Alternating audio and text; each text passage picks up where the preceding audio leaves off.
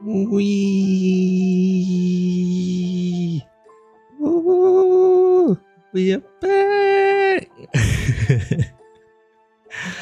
Hello, hello. Welcome in, everybody. Hi, Psycho. It's really been so long. Well, since I've seen you, and also since the previous stream. It's really been so long. I feel like I've almost forgotten how to do all this.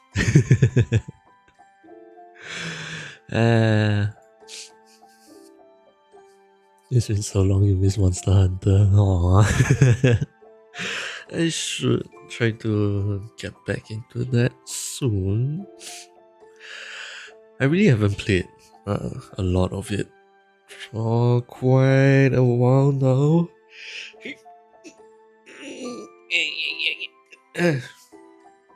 But there is a part of me that wants to get back into Generations Ultimate, so that is going to be on the Switch.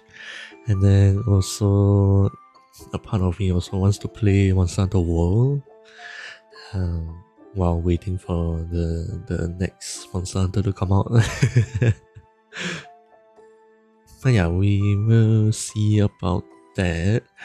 I am still trying to focus on a lot of offline kind of work. There's work in real life, and then there is also all the music that I am very, very slowly doing. And then there was also, this stream that you are watching right now, which I have spent like a few weeks doing. So yes, I am a very slow worker. I don't know how regularly I will be coming back to stream, but I guess we can say like once a week. That should be quite doable. We'll see. I will have to plan that again, and then have to reschedule my things around that. Oh, and then also, since I've been gone for so long.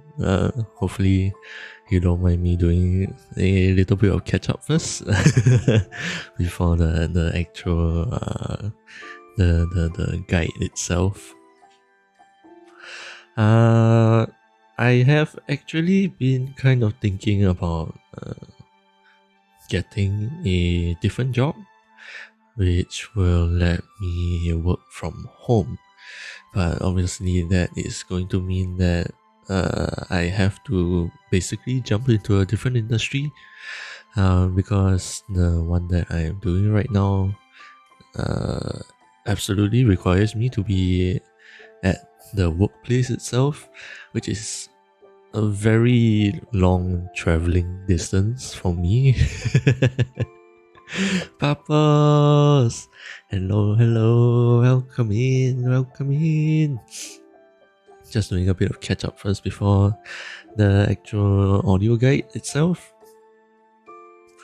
Sounds pretty hard. But I mean, the job itself is okay.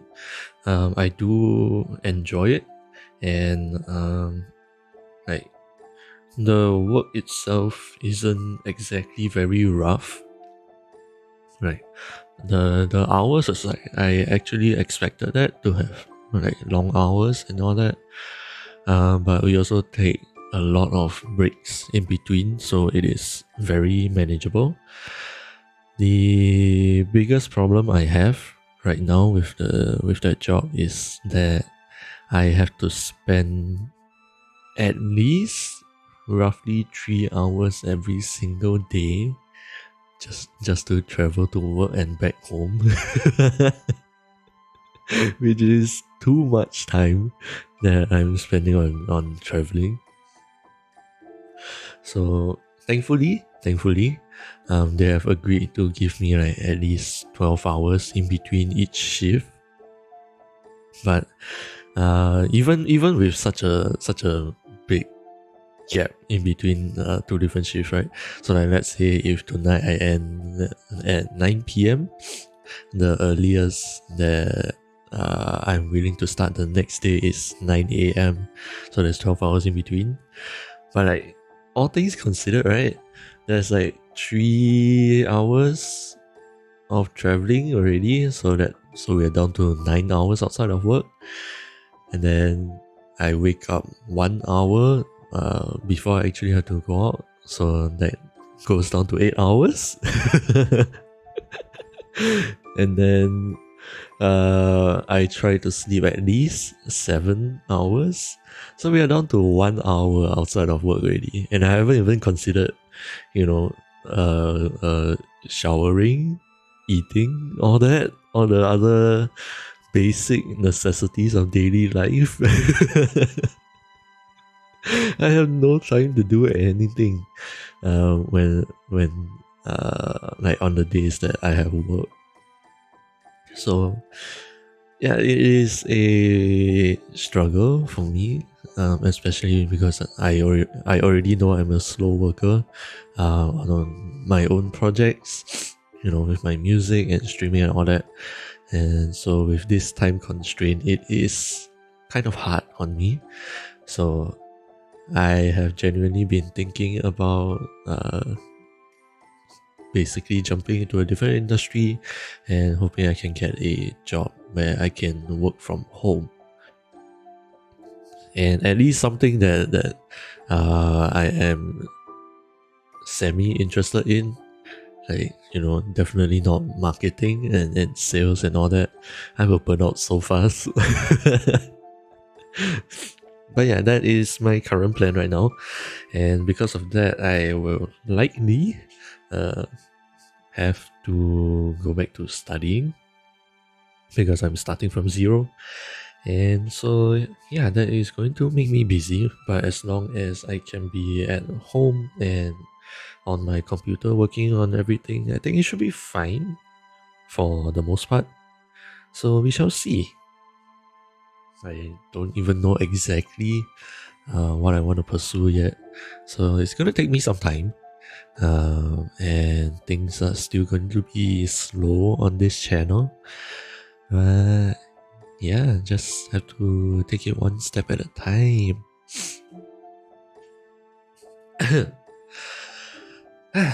But okay, today it is a special stream. I'm actually so excited.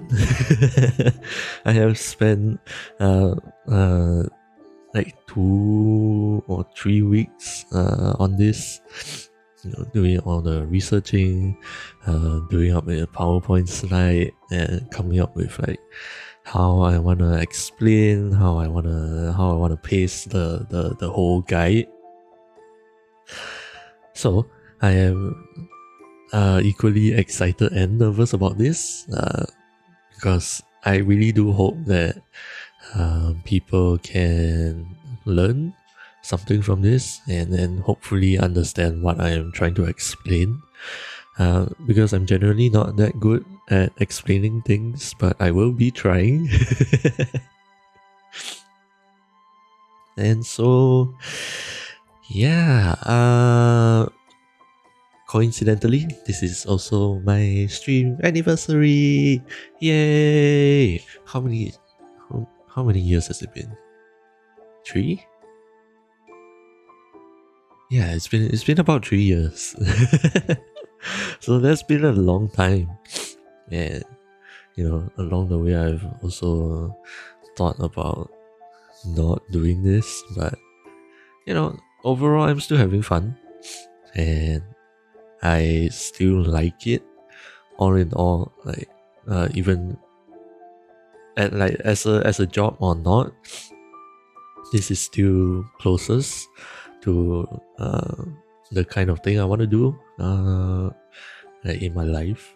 So yeah, just have to slowly take things step by step. And yes, even though this is going to be a live stream, I am currently recording this as well, so I can upload that over to my YouTube channel. And then also I will be making little short clips out of this, so that I can easily share that out onto YouTube Shorts, TikTok, and all that. So hopefully everybody is going to be able to see the guide and learn something from it. Hi YouTube. Yes, say hi to YouTube. Hello. So yeah, genuinely, I hope all of you have fun in this audio guide. And yes, prepare your notebooks because we are going to be listening to mystics, basically nerding out over audio. We are going to be covering a fair bit of topics, so this might take about 2 hours or so, at least according to my own dry run. Like, I did a bit of practice. It took me about 2 hours, and yeah, I will be going kind of in depth, especially with some of the topics that I'm going through. So yes, if you guys want to learn, prepare yourselves. So let's hop on over into the PowerPoint. I'm genuinely hoping that the words are not too small. If it is, then let me know. I will set up a new scene really quick. Although it might not have the chat. We will see. The PC seems to be handling this okay so far. So I'm just gonna have to keep my fingers crossed that OBS doesn't crash anymore. But yeah, welcome to the audio guide. You guys can see the mouse, right? Because I am going to be pointing here and there. So I hope you can. Yeah, it's showing up. Yay! So Like I said, we are going to be covering a pretty broad range of things. So, here is our general content overview for this entire guide. And here we have everything that I want to talk about. How is the words, by the way? I think that looks okay so far. So hopefully you guys can see it. Let me know if there is an issue, seeing what is on the screen. I will try to fix it as best as I can. So anyway, first up we have two big umbrellas, basically, two main topics. So first up we will have the physical equipment part of things. So that would mean your physical microphone, and accessories that comes with it, and everything that you can do in person, basically. And then for the second half, we are going to have what we can do inside of OBS itself. If any of you are using Streamlabs OBS or Twitch Studio or whatever other live streaming software, I am sorry, but I do use OBS Studio. So you're going to have to find a similar setting in your own program. But generally, it should all be doable in any live streaming software. So you should still be able to take away something from this. But yes, under the physical equipment part, we have our lifelong debate of USB microphones versus XLR microphones. After that, we'll be covering the audio interface, microphone types, this thing called polar patterns, physical accessories you can consider getting, some microphone techniques that you can consider using. Well, it's actually just one technique. I don't know why I put the S there. But yes, it's just one microphone technique that I can share with you guys because I have used it myself before. And then lastly, it's not nearly as important, so it's really just extra information. But some of you might want to consider having this thing called a cloud lifter. I will be explaining what that is also. But yeah, this is just the general overview of what I will be going through in this entire guide. So yes, a lot of things, but this is going to be fun for me. Yeah, my nose is a bit stuffy. Well, nothing new. So okay, before we start, I have a cup of coffee with me here, as you can see on my PNG.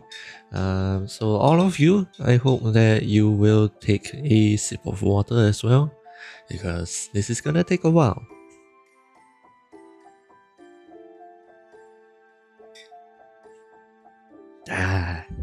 Okay. So we have our water and everything. Let's move on to our first topic, shall we? Why doesn't my arrow key work? Okay, so first of all, we have the USB versus XLR microphones. This is going to be basically one of the first things that you will ever see whenever you decide to research on microphones. Oh yes, I didn't mention this in the beginning. This guide is generally for everybody, not just for VTubers. So general content creators and even people who use live webcams as well. No worries, this is for everybody, and I'll be covering everything that streamers need and content creators need. So yes, don't be worried. Just because I'm a VTuber doesn't mean everything is for VTubers. Audio is something that everybody needs. Anyway, for those of you who might be a bit confused or who are very new to this whole audio thingy, first up, USB. USB microphones will use a USB connector, obviously. Some of them, they will allow you to detach the USB from the microphone itself, but there are also plenty of USB microphones where the cable comes permanently attached to the microphone. So yeah, if you can, it will be better to find a microphone that allows you to swap out the USB. In case the cable itself has some faulty issues, you can change just the cable alone instead of the entire microphone. So yes, if you can, get a microphone that allows you to detach the USB connector. Okay, and then the other one is called an XLR microphone. A lot of you might not be very familiar with this, but basically it is a more specialized cable that specializes in audio specifically, right? So these are the two kinds that you will be seeing everywhere all over the internet, either asking, like, a lot of people will be asking whether they should be getting USB or XLR microphones. So, regarding that, what exactly is the difference between USB and XLR? First up, USB. It is very simple and straightforward. Anybody who has used any form of technology before should know how to use a USB. Just plug it into your PC and it should work. So it's a very plug and play kind of microphone and very straightforward, no setup required, blah blah blah. It's very child-proof. Even children will know how to use it these days. And because of its straightforwardness and simplicity, it is generally going to be cheaper, especially for those that that has the cable permanently attached to the microphone itself. So yeah, USB is very, very simple and it's very consumer and budget friendly, because most people are going to be using that. But on the other hand, why would you ever consider XLR then? Because generally, like I said earlier just now in mentioning the cable, it is of a higher quality in general. Again, there's no black and white regarding this. There are some USB microphones that sound really good, and there are also XLR microphones that sound absolutely terrible. So yeah, but in general, XLR is of higher quality audio wise, and aesthetically it's gonna look professional, because everybody knows what a USB looks like. But then when you have something that they only see during concerts, then most people are gonna be like, whoa, so cool. So yeah, it's just an aesthetics kind of thing. But overall, XLR microphones are also a lot more customizable. Like I said, there is the cable itself. There are different brands and different lengths that you might want. If you want a longer cable, you can just look for a longer one.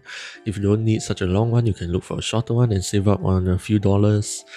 And then as you can see, the head itself is also special. And obviously you are not going to see this type of connector onto your PC. So regarding that, you are going to need a middleman, which is this thing called an audio interface. I will be explaining what that is in a little bit, but just know that you need basically something like a converter, because this will never fit into your PC, unless maybe in the future PCs. decide to upgrade into XLR connectors for whatever reason. But as of this day and age, you are going to need an audio interface if you want to use an XLR microphone, which of course means more things that you need to consider buying, which also makes using an XLR microphone more expensive in general. Usually at least like 100 USD more expensive. Usually audio interface isn't exactly the cheapest thing. So yeah, if you plan to use a XLR microphone, try to widen your budget a little bit more. So we have been talking about audio interface. What is it for? For those of you who don't exactly know what it is or what it looks like and what it does and all that. So you can think of an audio interface as a physical mixer that you are going to have on your table, and it is going to be your main audio hub where everything audio is going to pass through this audio interface and come out of it. For those of you who have been to like maybe concerts or even small live events before, you might have seen something similar to this. These days they are more digital with a lot more of the fader thingies, so it looks slightly different. But generally, I believe some of you would have seen this before, with a lot of audio cables running in and out of this thing, and then the audio guy there with his hands almost permanently on this, adjusting things all the time. So an audio interface, you can kind of think of it as the same as this thing, just shrunken down like that. So yeah, it's going to be a lot smaller, like a tabletop size. I want to say it's about 1.5 to 2 hands kind of size, depending on how big your hands are. Because they shrink it down so much, they have to remove a lot of knobs and buttons and functions. But yeah, essentially this is all that you are really going to need for the most part, especially for those of you who are streaming. Really, this is all you need, and it should be cheaper than one of those professional mixers. But what it does is, as I have mentioned before, your XLR cable is going to plug into this hole over here, and then the interface itself is going to translate and convert the XLR signal into a USB signal, which your PC can then understand and read. Think of it as XLR microphones kind of speaking a different language. You need someone to help translate that into something that your PC can understand. So yeah, and then besides that, it also, like one function of it is to help boost the audio signal coming from your microphone. They have a gain knob over here, so you can make it louder or quieter as in how you like it. And this boosting of a signal is what a lot of us like to call the preamp. So like when the audio signal goes into here, everything happens here first before it goes out. So that is where the pre comes from. And then because it boosts the signal, it is also called an amplifier. So to shorten it down, it is called a preamp. Hopefully that makes sense. And then it also has multiple IOs for those of you who need it. IO stands for inputs and outputs.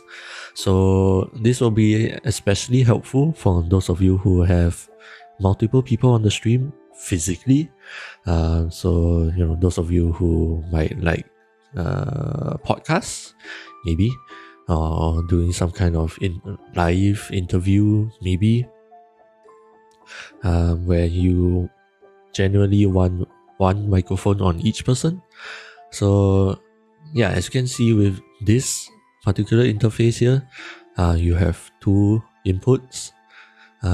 So you can have up to two different microphones plugged in at the same time, and you can adjust them individually and all that stuff, which is very neat. If you need more, you can always just buy an interface that has more I/O. But otherwise, for the large majority of you, something of this size is going to be perfectly fine. Because more I/Os means bigger, means more machinery, means more money. You don't need to needlessly spend your money. And then also, it will be useful for those of you with musical instruments. Being a music person myself, maybe some of you might have a physical bass or a guitar. You can also plug in your 1/4-inch jacks into this thing. It's like a hybrid input, so it accepts both XLR and 1/4-inch just fine. And then besides that, you also have headphone monitoring. The hand is kind of blocking it here, but you can see this input jack over here. You can actually plug in your headphone right there, and you can monitor all of your audio signals, all within the audio interface itself with zero latency. What latency means is the delay between the signal going in and the signal coming out. Yeah, there is always going to be some sort of delay in between. But as long as you have your headphone jack in here, your headphones will hear everything in real time, basically. And then one last thing is that it also has this thing called phantom power, which is particularly for condenser mics. I will explain a little bit more afterwards. But all you need to know is that it can provide this thing as well. So yeah, the only thing that you really need to consider when getting audio interfaces is the latency that they will introduce. You might be a bit confused because I just mentioned that the headphone here provides a zero latency kind of monitoring for you. But then at the end of this slide, I say there's going to be latency again. So like, what's the deal? So what happens is that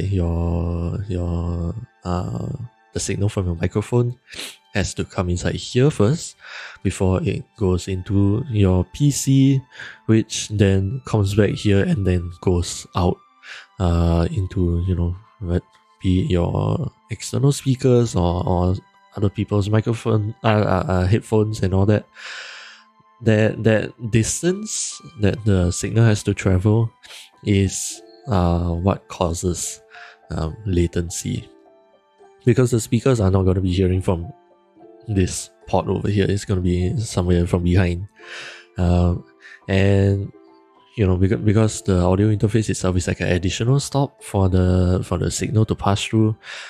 Sometimes there might be a little bit of a delay between like you speaking and the PC and the speakers picking the signal up.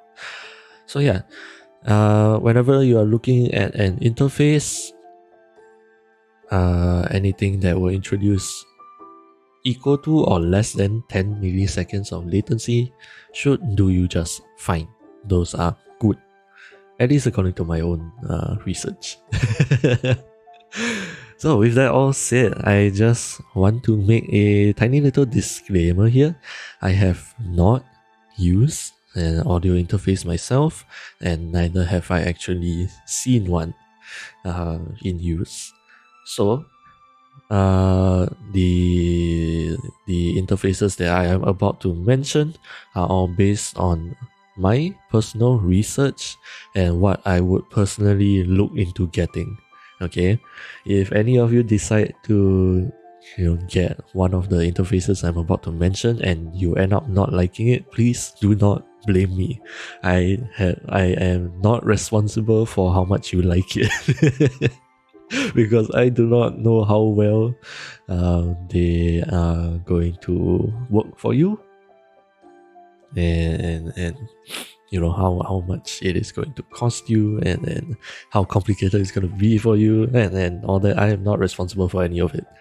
Okay, so with all of that said, first up we have our Behringer Euphoria UMC22. It is a long name, so I think it should be fine if you just remember UMC22. This is what it looks like, and I believe I got this price point from Amazon, but that was about like 2 or 3 weeks ago. The prices might have changed since then. But at the time of research, it should cost you about USD $70. So not too expensive. This should be like a more or less budget kind of interface. So as you can see, it only accepts one microphone input and then one 1/4 inch jack input. So I think for the large majority of you, this one should work just fine, because you really only have one microphone. You don't need this one, and it only costs $70. So it should be relatively affordable compared to most of the audio interfaces out there. Right? And then next up we have something like a big brother of this one, the UMC 202 of the same brand and the same series. This will go for about USD $100, again based off of Amazon 2 or 3 weeks ago. So with this one, you will have 2 microphone inputs instead, which is always going to be very nice. And all of these other shebang. Oh yeah, one thing that you might notice is this one. It will say phones. This is the volume control for your headphones. Mind you, they just write phones because it's headphones is a bit too long for something of this size. So yeah, it is just shorter. And anyway, there's a headphone icon over here with a line drawn to connect to here. So it should be kind of straightforward.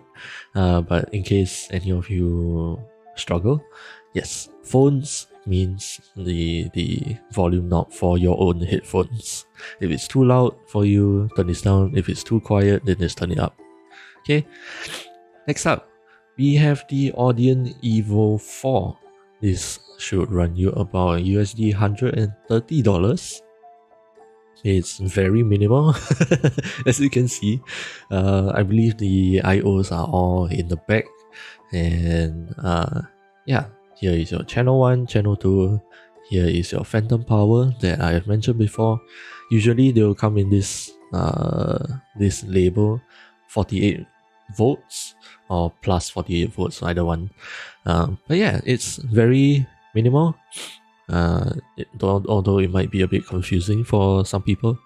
Yeah, just one gigantic knob and a bunch of LEDs here to signal how loud things are for you. So yeah, very nice if you like minimal stuff. And it looks kind of small. I don't know how small it actually is, but yeah. Up next, we have the Motu M2.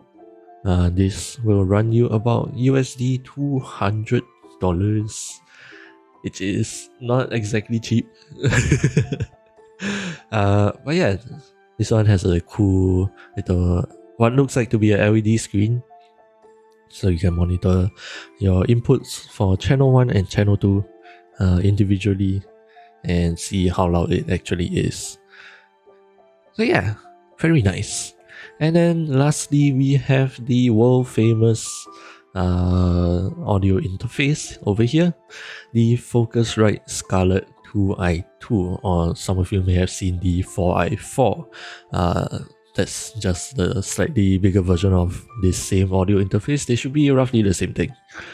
But yeah, I don't know why it is so famous. to be honest. Because like I said, I've never used an audio interface before. But apparently this is extremely highly recommended as an audio interface.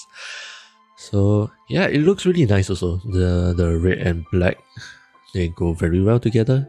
And the slightly different thing is that this price point is based off of their official website, the last I checked. So brand new, it is going to run you about 220 USD, so slightly more expensive than the M2 that I just mentioned before this.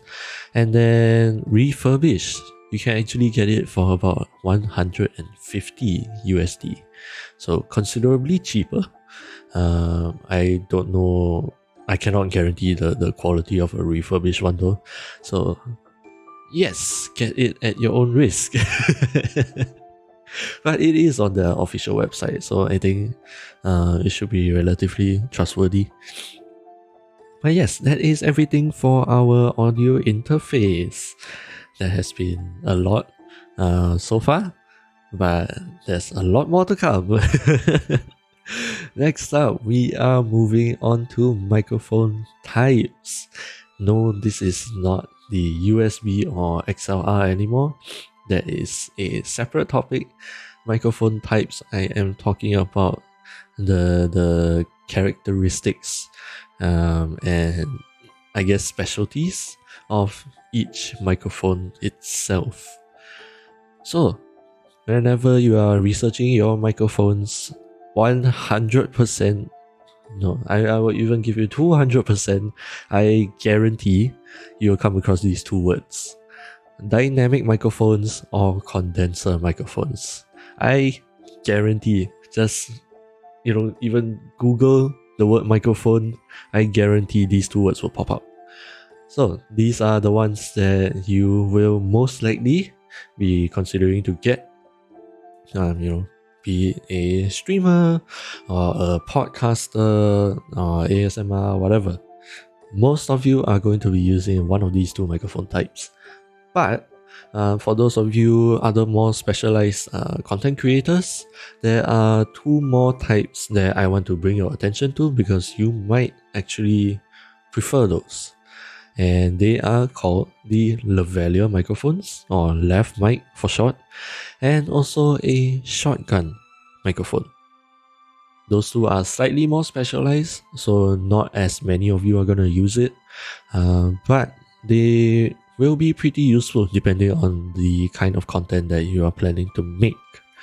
So first up, we are going to talk about the dynamic and condenser microphones first because they are the most popular and most people are going to consider these two. Right, first of all, we have the dynamic microphone, which is the one that I am using. I'm also using a dynamic microphone. These types of microphones are generally less sensitive.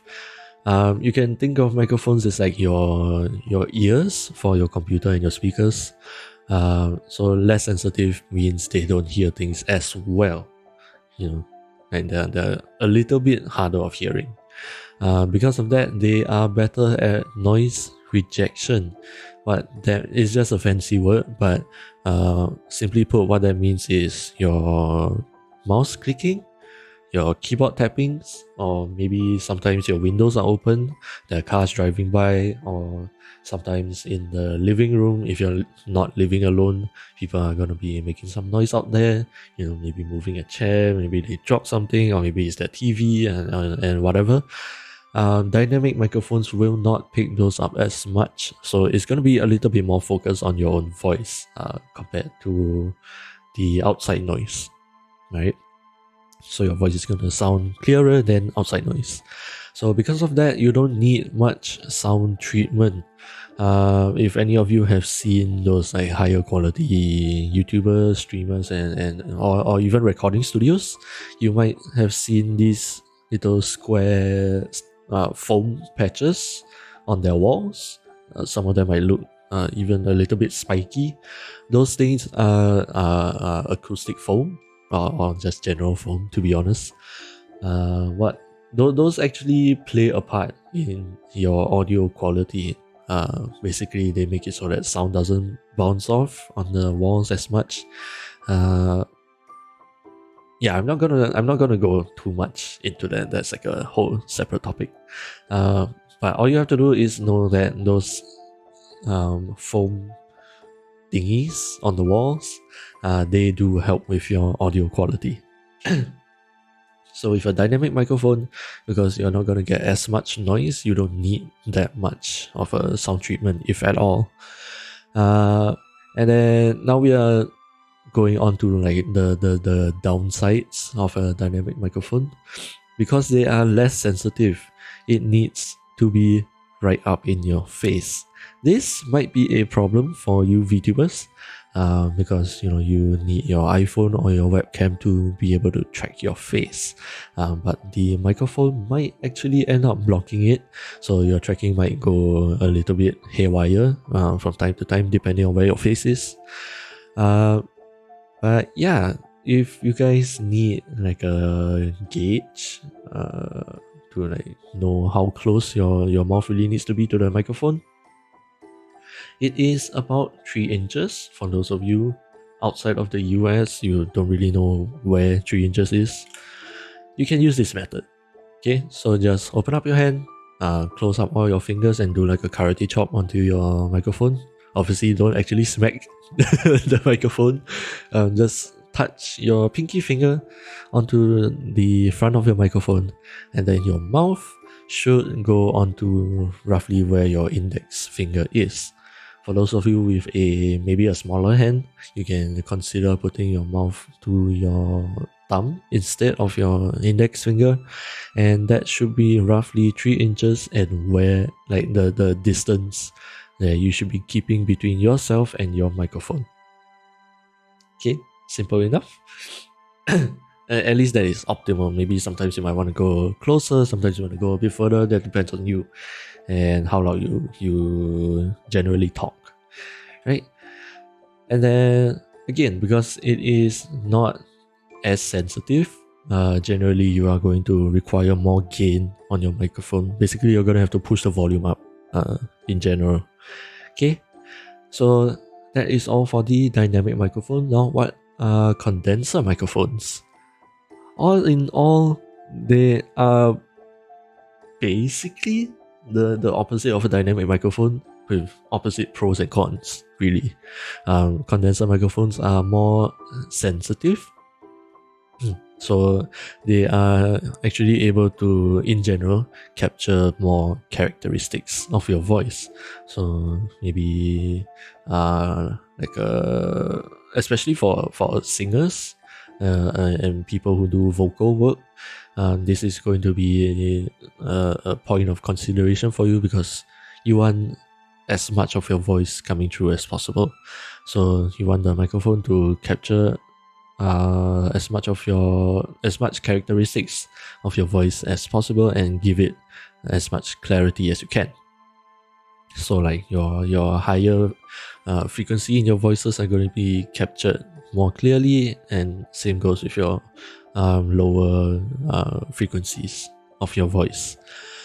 And then because it's more sensitive, you can actually be slightly further away from them than your dynamic microphones. I want to say, you remember that karate chop that I mentioned before? So instead of one hand, you can maybe do 1.5 or 2 hands. Just slightly further away from your dynamic microphone. It should be fine. But again, it depends on yourself. You can move a bit closer, you can move a bit further. That all depends on you. Now for the cons, it is basically the opposite of your dynamic microphones. Because it is more sensitive, it is also more prone to picking up noise from everywhere else. Like I mentioned, your windows open or somebody in the living room making some noise, your condenser microphone is going to pick up more of that in general. Okay, so and then because of that, you are generally going to want at least some treatment to avoid that noise. Especially because your voice can actually bounce across the walls and all that. your condenser microphone will be more prone to picking that up, because that is something that you generally want to avoid. And then, yes, as I have mentioned when talking about the audio interface, condenser microphones require phantom power, which is that plus 48 volts that I briefly went through about. All you really need to know about phantom power is that you can consider it as like a extra battery for your condenser microphone. It needs slightly more electricity to start working, and yeah, that is really all you need to know about phantom power, right?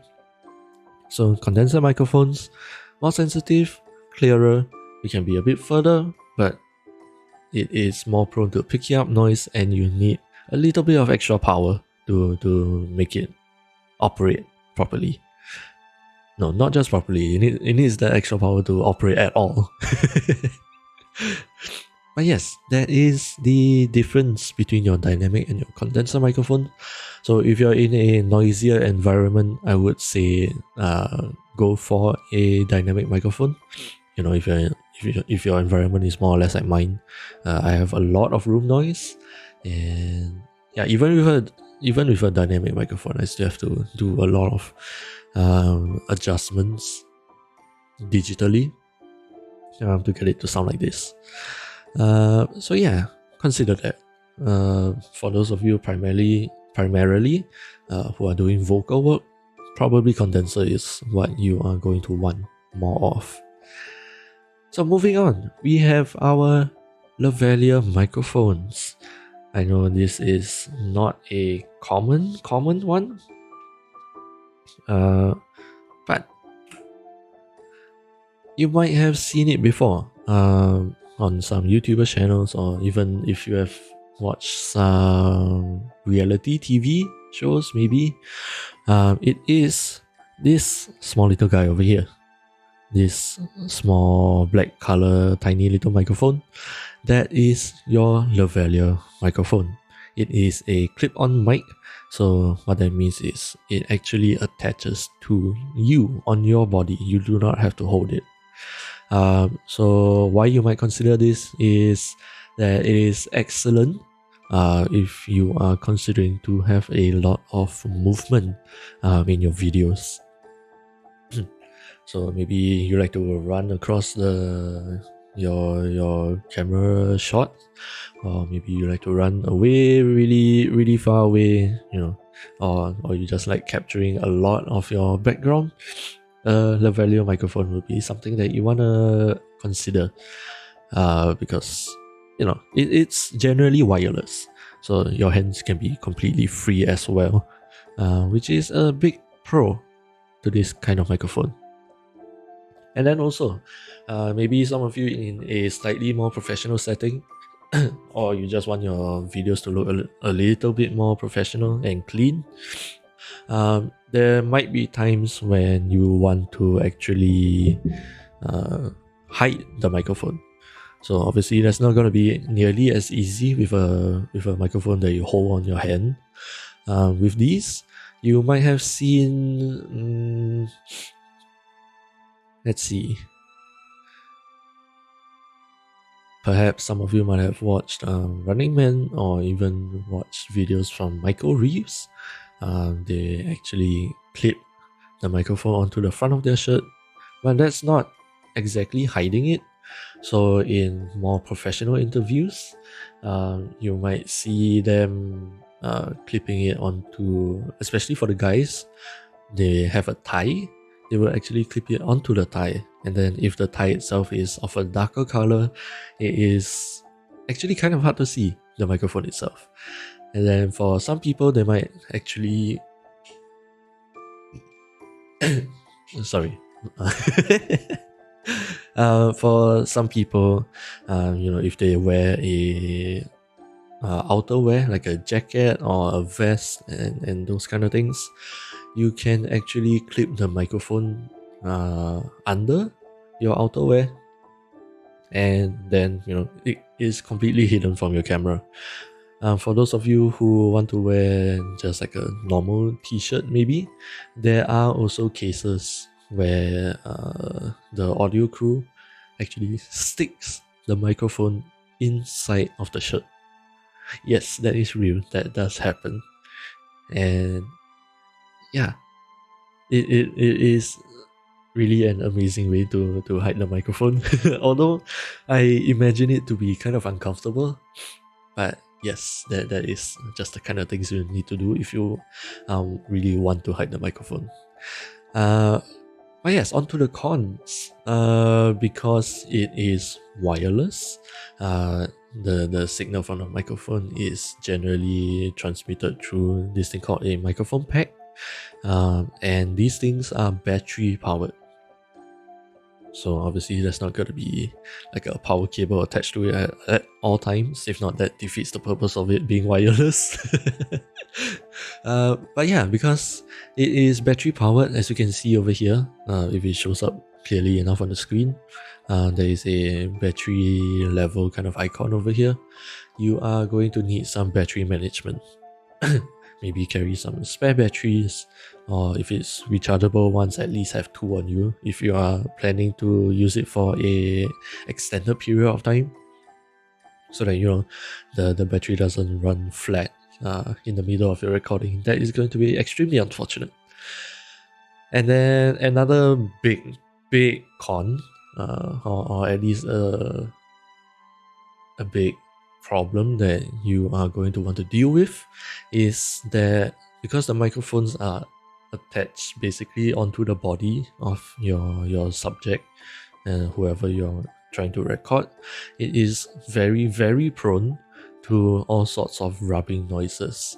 So let's say for whatever reason your talent decides to pat on their chest, or like I mentioned, sometimes they have it hidden under their outer layer of clothes. If they happen to move that, the microphone is also going to pick that up. Or if they have movement on their arms, the shirt is going to crinkle a little bit in the center. That is also going to be picked up. So you are going to have to find a way to deal with that. Maybe cover it up with something, or like put tape over it, or worst case scenario, just tell your talent not to move so much. Really. But yes, you're going to want to try to deal with that as much as possible. And now finally, we have our shotgun microphone. Most of you might have actually seen this, especially in vlogging videos. It is this thing on what you might have seen on some cameras. My voice. Hold on, let me. I was planning to drink some water after this, but I need some water now.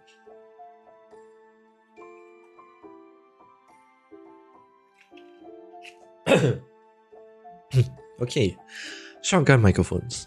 Yes, as I mentioned, they are these things that you might have commonly seen on some cameras. They are generally very thin and in like a pencil-like shape. So some that you might have seen is also this longer one. So why you might consider this is that they are excellent for longer distance recordings. So sometimes especially in like TV shows and all that, or maybe YouTube videos where you have a closer up view of your talent, like maybe cut off at the shoulders or the chest with not so much of the background. You can actually easily use this. You really just need someone to actually hold the microphone outside of your camera shot and point it towards your talents. And you can hold it like from quite a distance away, to be honest. They are very sensitive at a distance. Or maybe some of you in your own streaming room or whatever, you have a big table with no space to put your microphone on. you can consider getting a shotgun microphone, place it at the end of your table on some kind of stand or something, and point it at your mouth, and it should work. This is something that I want to try personally, but it should work. And another pro of this is that out of all of the microphones out there, it has one of the most pinpoint focus of picking up sounds. That was a terrible way of saying it, but hopefully that makes sense. Basically, like it will only pick up sounds that are directly in front of it, and everything else, even slightly off to the side, they are mostly going to be like ignored, sort of. But the problem with that is that with a slight movement of either your talent or the microphone itself, you are going to lose a lot of clarity and volume, from that small movement.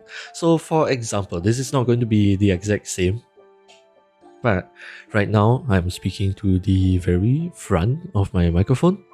It sounds fine, mostly. But if I were to move over to the side, over here, now I am kind of talking like 90 degrees off to the side of my microphone.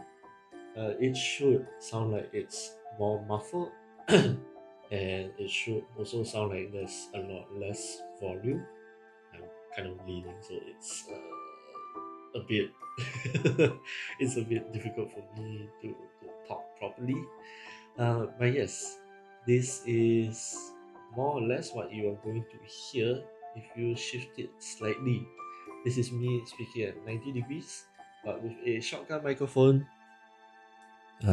you might get that effect if you shift even like 45 degrees, maybe even 30 degrees. Very, very small movement, but you are still going to lose a lot of clarity and volume. So just be careful with that if you decide to use a shotgun microphone. And also, just like a condenser, this is going to require phantom power as well to operate.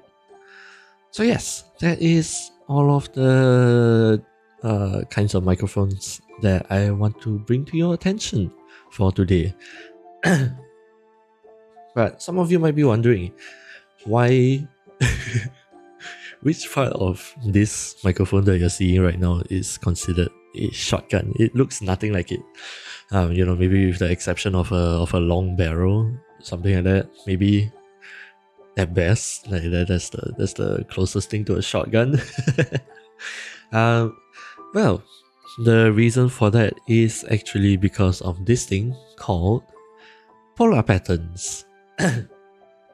What a polar pattern is this little diagram to show you how well a microphone picks up sounds from different directions relative to its front. So how well it's going to pick up sounds from the front, from the sides, from the back, and all 360 degrees.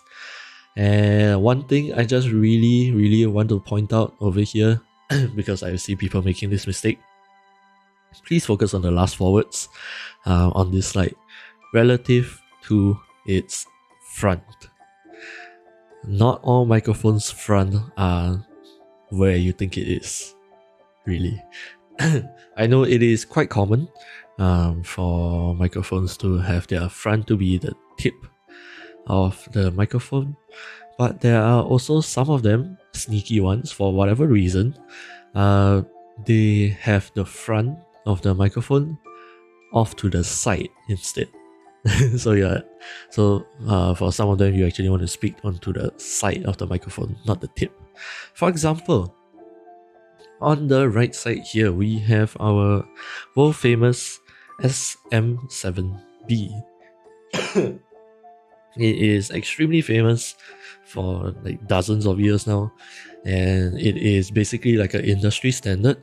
A lot of streamers also like to use this for whatever reason, because Twitch really will screw up the quality of it anyway. So this is just an overpriced streamer mic if all you're gonna do is stream, especially on Twitch. But here is sort of like a pop quiz for you guys. With this microphone, where are you going to put your mouth? Relative to this image, are you going to put your mouth on the right side here, on the left side here? Are you going to speak on the front, from beneath, or from the other side? Which one is it? It's a pop quiz in the class.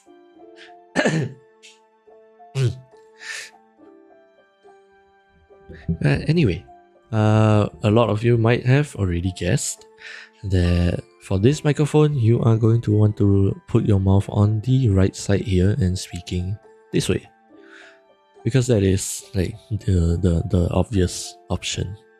Really, most microphones are like that. You speak into the tip of the microphone, and that is the front. But there are also microphones like this one on the left. This is the Neumann U87. Most of us are never going to see this in our lives, but this is one of the examples that I could think of. So, if I were to ask the same question, there might be some of you who are keen enough to notice that the shape is kind of different. And based off of what I have mentioned earlier, this is one of those microphones that you want to speak on the side over here. So basically the way that it's facing you right now, this is exactly the way you want to speak into this microphone. Some of you newer ones, you might think that you want to speak from top down. No, microphones like this, you want to speak to the side over here. But then there are also other microphones that are not nearly as clear. Namely, this. The very, very famous streamer microphone, the Blue Yeti. Now, a lot of you, I have seen more than enough people who have decided to actually tilt the microphone so they speak top down, which seems very normal, right? Looking at the shape, it is very rounded, like a lot of other microphones or the microphones that you see on stage. They also have a round head, and you see them holding it and speaking into the tip of the microphone. So, for those of you who are newer, you might actually consider speaking top down. But no, there is a trick. The Blue Yeti microphone, you are actually supposed to speak over here on the side. Now, I know some of you are gonna still be a bit confused. So, two ways you can find out where your front is. Number one, do some Googling, especially the images. There are absolutely going to be some photos out there with people speaking to the front of the microphone that you are using. So just take notice of whether they speak to the tip or to the side over here like this. And another way is to use something like your OBS itself or Audacity or really anywhere that you can record and listen to your own voice with your microphone. Just monitor the signal coming from it and physically spin your microphone around as you speak. So try speaking here, try speaking here, try speaking here, try speaking here, or below, or really just everywhere. And take note of where your voice sounds the loudest and the clearest. That is going to be your front. Another telltale sign, especially with the microphones on the side here, because it really can be anywhere, or 360 degrees around. So some of you might also be confused where exactly is the front then, if you're supposed to speak on the side of the microphone. Now, I believe this is like a global standard. When the pickup is on the side of the microphone, there is generally, if there are knobs, then it is going to be on the same side as the knobs. Or if not, like this Neumann microphone over here, the microphone's brand, their logo, is going to be directly facing you as well. So yeah, just take note of that, because companies want you to stare at their company logo. It's good branding, it's good marketing and all that, blah blah blah. Just take note of that. It's either the side where you can clearly see the logo, or the side where you can see your knobs. So yeah, hopefully that clears things up. So now that we know where the front of our microphone is, let's go ahead and finally talk about the polar patterns itself. First up, we have the most common trio, the cardioid, supercardioid, and hypercardioid. You can think of these three as like basically siblings, because they have very similar shapes and they work quite similarly. So with the cardioid, as you can see, the main focus is the 180 degrees towards the front. Most of your sounds are going to be picked up at the front. On the sides, not very well, but also not terrible. But for cardioid, all the way at the back over here, all these that are outside of the pattern, they are not going to be picked up. So for cardioid, it is very front facing. Sometimes you might even hear this pattern being called unidirectional. That is because of this, the heavy rejection from all the noise on the back half of the polar pattern. And then now we have our supercardioid and hypercardioid. They are basically just narrower versions of the cardioid, slightly narrower. It might not be very apparent at first glance, but if you look on the sides here, this one is almost touching the second ring out here. But in terms of supercardioid, you are actually on the third ring already on the sides here, and the hypercardioid, you are slightly further in, so they progressively get more and more narrow and more front facing. But as a trade-off for becoming more narrow, the back side actually opens up a bit more. So with supercardioid and hypercardioid, you are actually going to get slightly more noise from the back of your microphone. So that's just a small little trade-off that you might want to take into account. But in general, in the large general, one of these three, it'll work just fine for you. Okay? Cool. Now, on to another pattern, which is called bidirectional, or it is also quite commonly known as the figure 8 pattern. So, as you can see, it is quite nicely in the shape of the number 8. It picks up sounds equally from the front and from the back, and also rejects sounds quite heavily on directly to the side. So that is why it's called bidirectional pattern or the figure 8 pattern. Hope you didn't get the time zone wrong. Hello and welcome in. I don't think you got it wrong really, seeing as I'm still live. But yes, we are I guess about halfway through the stream right now, and we are currently talking about polar patterns. Just to roughly brief you, what you're seeing is how well the microphone picks up sounds from the different directions, basically. Don't worry about missing the front half of the stream. Like I mentioned in the beginning, this is going to be uploaded over onto YouTube, and I will be making short videos out of all this as well. So no worries. Hopefully you're doing well. But moving on, we have the omnidirectional pattern. It's really quite straightforward. It picks up sound equally from all 360 degrees around the microphone. hence omnidirectional. Literally, it can pick up sounds from everywhere. I don't think a lot of you are going to be using this microphone for the most part. Maybe if you want a live event and you want to capture audience reactions and all of that, you can maybe consider getting one or two omnidirectional microphones and place it close to the center, and it should pick up sound from everywhere. Oh yes, and also I don't know why it fades out there, but anyway, with the bi-directional microphone,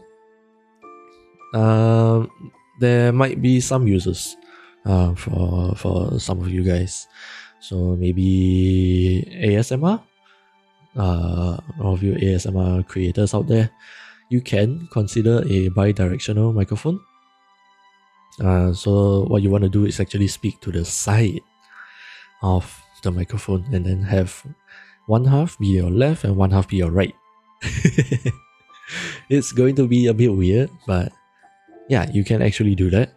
And maybe some of you podcasters, perhaps you only have two people, then you can also consider getting a bi-directional microphone, place it in between the two of you, and one of you speaks on this side, another one of you speaks on this side. It's a nice budget way of getting into two-person podcasting. So yeah, that is something that you can consider. And okay, we have gone through omnidirectional, and then now finally, we have our shotgun pattern. Yay! It still doesn't look like a shotgun, if I'm gonna be completely honest. Like, being completely honest, it really doesn't look like a shotgun, but that is what this pattern is called. Sorry, you are still at work, so you're just gonna look. No problem. You can always listen in, in your own free time and all of that. There is no worries. Your own microphone did that. Which one?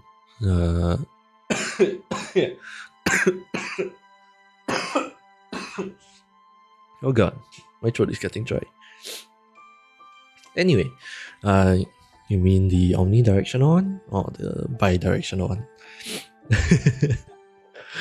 Or even like the Blue Yeti microphone that I showed as an example just now. It actually has multiple patterns that you can use.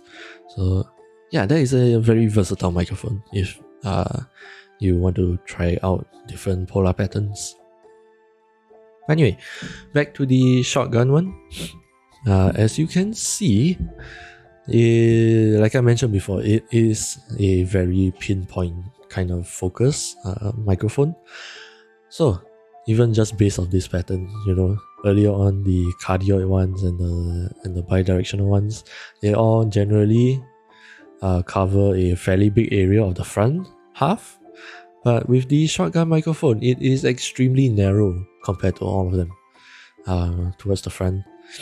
And yeah, that is why I say if you even shift slightly off to the side, earlier on with the cardioid microphone, you could speak all the way here and you will still be picked up quite decently well.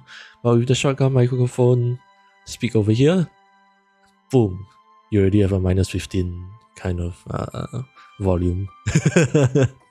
-15 decibels. That is a lot, in case you don't know. 15 decibels is a lot. So yeah, just be careful whenever you're using a shotgun microphone to always stay at the very front. And then yeah, you can also see that there is a lot of empty space when it comes to this pattern. So shotgun microphones are also extremely good at rejecting a lot of noise. So I think that is why it is actually quite popular for vloggers to use a shotgun microphone, because they are always going to be in front of the camera anyway, and they don't need so much of the noise in the surrounding. So yes, shotgun microphone for those of you who might want to consider. Okay, yay! We are done with the polar patterns. Woo!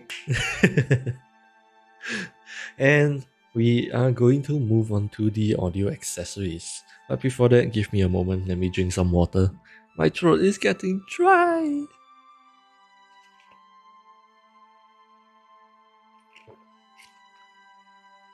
I might cut these parts out of the VOD just so it's a bit smoother. But anyway, on to audio accessories. This little section is really, well, for the most part, you don't really need any of these, with the exception of one of the things I'm gonna mention. So really, these are just more or less luxury stuff and things that you can consider getting to try to improve your audio in general. So first up, we have our twist lock cable ties and Velcro cable ties. Yeah, you might have actually seen the Velcro ones before. I am currently using some myself. These are very versatile, very flexible, and very adjustable and easily removed. They work just like Velcros, except that you wrap them around your cables and all that. So, you can use this to bunch up some cables, or you can even use this to tie down your cables to like your microphone arm, or maybe to a shelf, maybe, if that's what you want. But yes, it is very versatile. Twist lock cable ties, however, I actually have never heard of these until I saw my mom buy some home and was using it herself. These are very, very neat.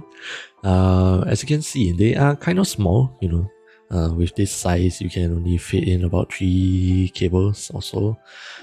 They come in varying sizes. Some of them can be a bit smaller, some of them can be a bit bigger. But in general, all you have to do is they generally come in this ohm kind of shape, and all you have to do is twist it and it will lock itself up. What this does is that you can bunch up a few cables at a time, and you can easily slide it up and down the cable bundle itself as well. And to remove it, you just have to untwist it. It is extremely simple and very efficient and neat for those of you who want to consider managing your cables a bit better. So both of these are going to be very, very cheap. Like the twist lock ones, I think you can get them in like a box of 50 or 100 of them for a few dollars. Same thing with a Velcro, but maybe with a bit less quantity. But they are both generally very cheap, and you don't really need a lot of them to begin with. If you need a lot of them, there is something wrong with you. I'm gonna be honest. You have too many cables running around. Now, to say that there's something wrong with you is a bit mean, but really you do have too many cables running around. So just get them anyway, so that you don't drive your friends crazy from the messy cable management. Anyway, moving on, we have our mic stands. This is the one and only thing I would say is almost a necessity, especially for those of you who are going to be sitting down and streaming and gaming. Because you are going to want to have both of your hands free for your keyboard and mouse, for your games and all that stuff. So having something to hold up your microphone is going to be basically a necessity. Okay, unless you are planning to do more singing and more just chatting kind of stuff, then you can afford to hold onto your microphone if you don't really feel like affording one of these. That is fine. But for the large majority of you, you are going to want one of these 3. So from left to right, first up we have a tabletop kind of tripod stand. I do not recommend these. I repeat, I do not recommend these. They are, in general, in my opinion, terrible. Okay, because they are very, very short. If it was on my table, it would not reach my face. My microphone, it would not reach my face. And also, because it is going to be very close in general to your mouse and your keyboard. Whenever you're tapping either one of them, the vibrations are going to come through the tripod stand and into your microphone, and your viewers are going to hear that. That is not good. Or if you just happen to be tapping your table like this, even lightly. Right now, I'm not sure if you can actually hear this one. I'm very lightly tapping the table. But even just that, your microphone is going to be picking that out through the table stand. And again, you do not want that. It sounds terrible. It is very unpleasant, and nobody likes hearing that. So, but if it's the only thing that you can afford, then of course, or if it's the only thing that you have, then of course just use it. I have used it before as well, and what I actually did is I actually have a picture somewhere, but I might have to go back and find it from somewhere. But as best as I can, using words to describe what I did, basically what I have is on my keyboard, underneath I have decided to fold up like a small towel that my keyboard sits on, so it provides some kind of cushion and dampening whenever I type onto the keyboard. And then my microphone, it came with a very short stand, which again, it didn't reach my mouth. So what I did was I propped it up on a small little styrofoam box that I had lying around the house to give it the extra height. And then I wanted to say on top of that, but realistically it's below the styrofoam box. I actually had another like a face towel folded out a bunch of times, and the styrofoam box would sit on that, and then my microphone on top of that. So there's 2 layers of dampening, and it really did help reduce the tapping noises on my table coming through the microphone. But that is a lot of work if you are willing to go through that. So yeah, just be careful about that. Instead of a tabletop microphone, I would actually rather you get a standing microphone stand, like a standing height one, so that it sits on your floor instead. And then you can even put it further away, because as you can see over here, your microphone goes up here, and you can actually extend it to go to your face. Yeah. So the benefit of this is that your table sounds are only going to be transmitted through the air. So as long as you don't tap too hard, your microphone is never going to pick that up, realistically. Or unless you somehow bump your microphone into the stand itself. No, bump your hand into the stand itself. What are we talking about? Yeah, you're realistically not really going to get any of the tapping noises nearly as much as the tabletop one. But the most popular,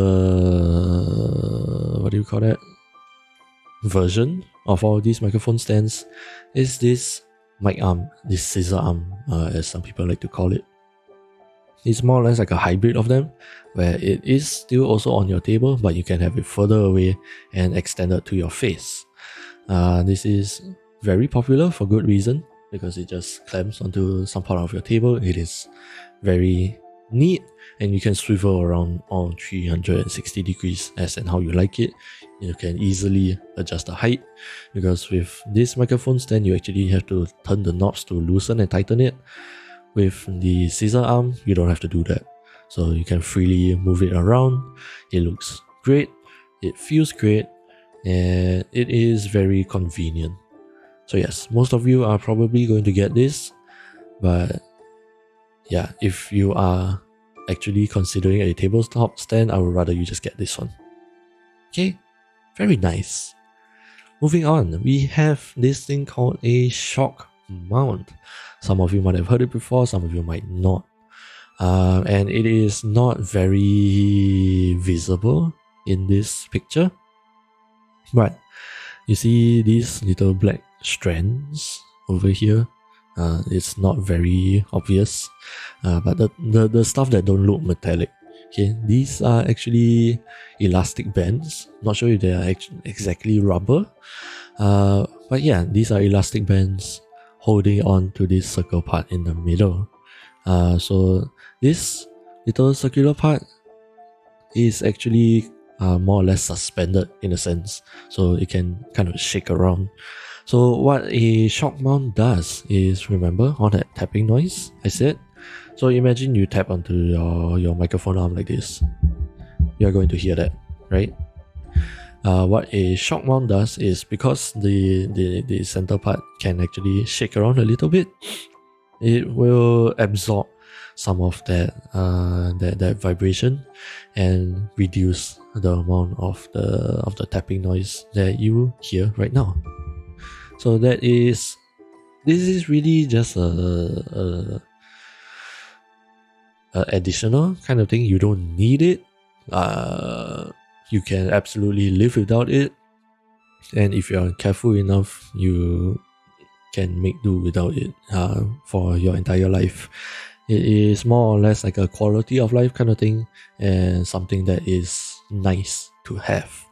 So you don't need it, but for some of you, you might want it. Right, and moving on, we have our pop filter and windshield. These are very common things that you'll see in studios, or even in other streamers, and especially this foam windshield you are going to see on a lot of different microphones. So first up, pop filters. What does it do? So whenever you are speaking, you will make these sounds that in the audio industry we call the plosive sounds. So what that means is a sudden burst of air when you are pronouncing the words with the alphabets P or B or sometimes even T's. You'll notice that when you try to say those letters, there is like a small burst of air whenever you're trying to pronounce them, and that burst of air sometimes will come through on the mic, and it sounds absolutely disgusting. Please avoid that. please avoid that. It is absolutely disgusting. You are going to drive everybody away. I do not know a single person in this world that will willingly have that in their recordings. Please. There is a microphone technique that I will be sharing with you. If you are unable to afford one or find a good one or whatever, you can make do without a pop filter with the technique that I will share with you, but in a little bit. Let's finish talking about all these accessories first. The foam windshield. Technically, this can also work as a pop filter.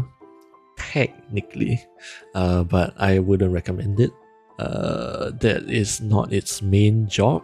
The main job is, as the name says, to shield your microphone from the wind. So maybe some of you have your windows open, or some of you have a fan close by that will be blowing at the microphone as well. This foam cushion thingy, it is going to help block out some of that sound. And yes, again, please reduce the sound of wind as much as you can. Because again, it sounds disgusting. Generally in audio, you want it to sound as clean and nice as possible. You want your voice to be the only thing coming through if possible.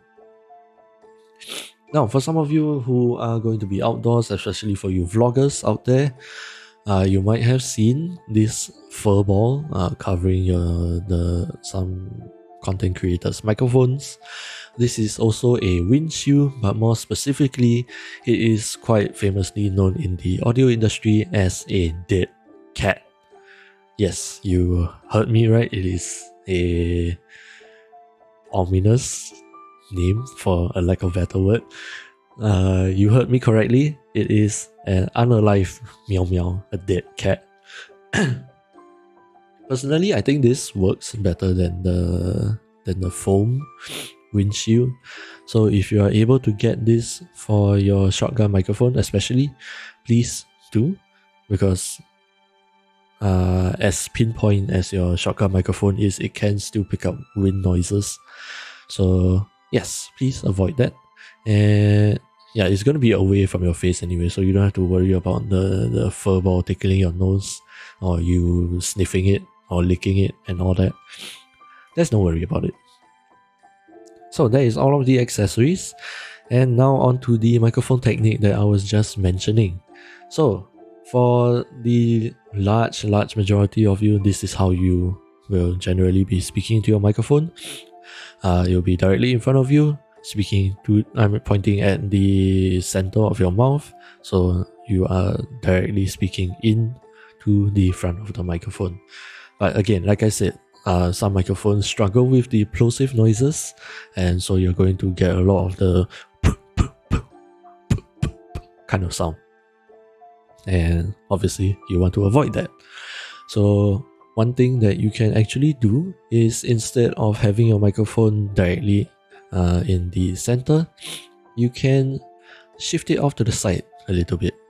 So what happens now is that your face doesn't move, your mouth does not move, only your microphone moves. Or the other way around, only one of you move. So what happens now is that whenever you are speaking, all of your plosive sounds, the burst of air, is actually going past the microphone instead of going into it. So you're going to be speaking in this direction. So that way you can avoid the plosive, annoying plosive noises that I was mentioning just now.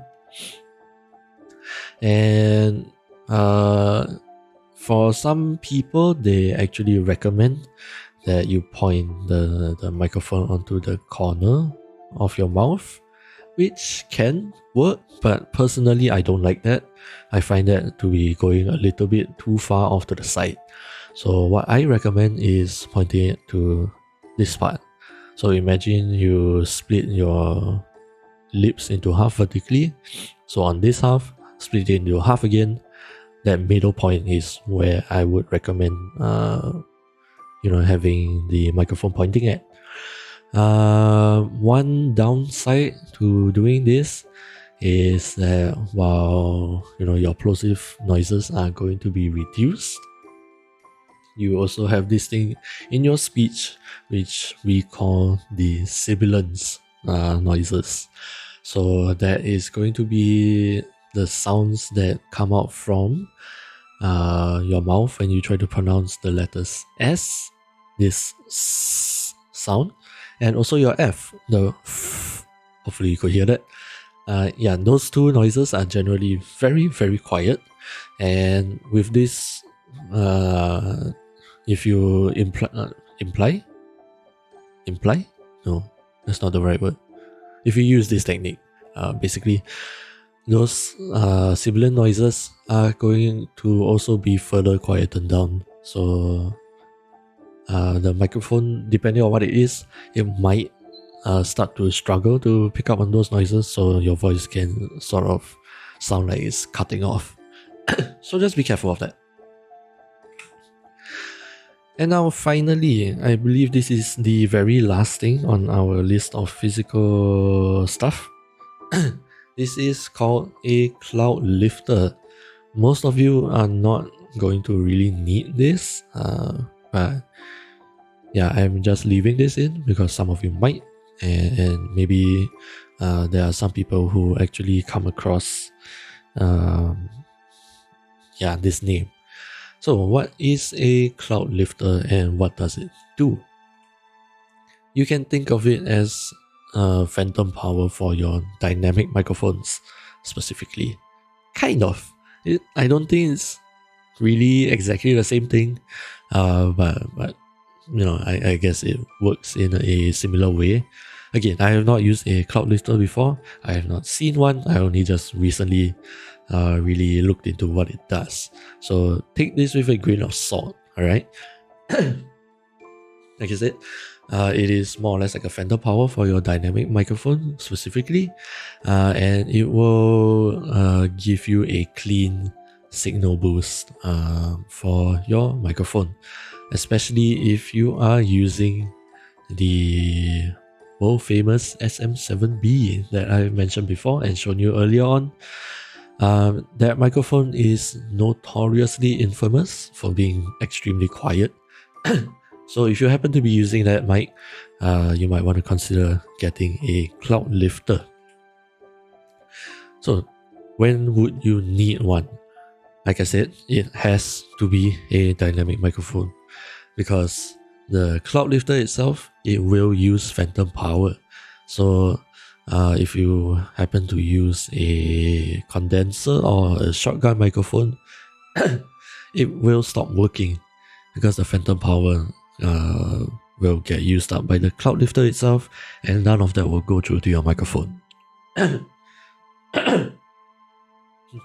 So yes, just note that cloud lifters only work for dynamic microphones. When would you consider needing one or consider buying one is when your gain knob is actually almost maxed out. Okay, because here's the thing, right? Your whatever you're hearing right now is coming from the microphone into your PC and then into your headphones, right? Everything between, how do I put this?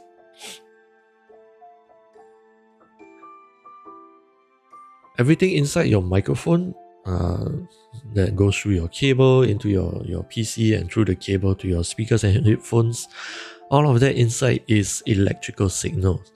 And what happens is that because these electrical signals will eventually be converted into analog signal, basically a real life signal for you to hear. The electricity running inside all of these things actually end up becoming noise as well. So if you happen to push up your volume too far, some of you might start to notice a kind of humming or hissing kind of noise coming out of nowhere. That is the electricity running inside all of your system. That is not good, and you want to avoid that as much as possible. So if you find yourself really pushing your volume up and you start hearing these hissing noises, you might want to consider getting a cloud lifter, especially if your voice is barely audible. So again, SM7B, please use this. And another reason you might consider getting it is, for some of you, you hear the hissing noise, but you don't really care. Then okay, fine, you don't really need the cloud lifter then. Although as much as I would recommend it, if you're not willing to buy it, then just don't. You don't have to listen to me. But if the sound bothers you or you really want to upgrade the quality of your audio, like the cleanliness of how your recordings sound, then yes, you might want to consider getting this. And obviously the last point, if you can afford one to begin with, then start thinking about getting one. Alright? And with that, we are completely done with all of the physical parts of the audio guide. This has been very long, but we do have one more part to go through. I apologize that this is very long and very in-depth, and it is really just me rambling on. But I really do hope sincerely that you guys are able to take something away from this guide. And don't worry if your brain is completely fried right now. Yeah, like I said, this will be uploaded onto YouTube again, and I'll be making short video guides out of all this as well. So do not worry. I will. You will be able to rewatch all of this and digest slowly in your own time. So yeah. With that said, let me have a short sip of water. Give me a moment.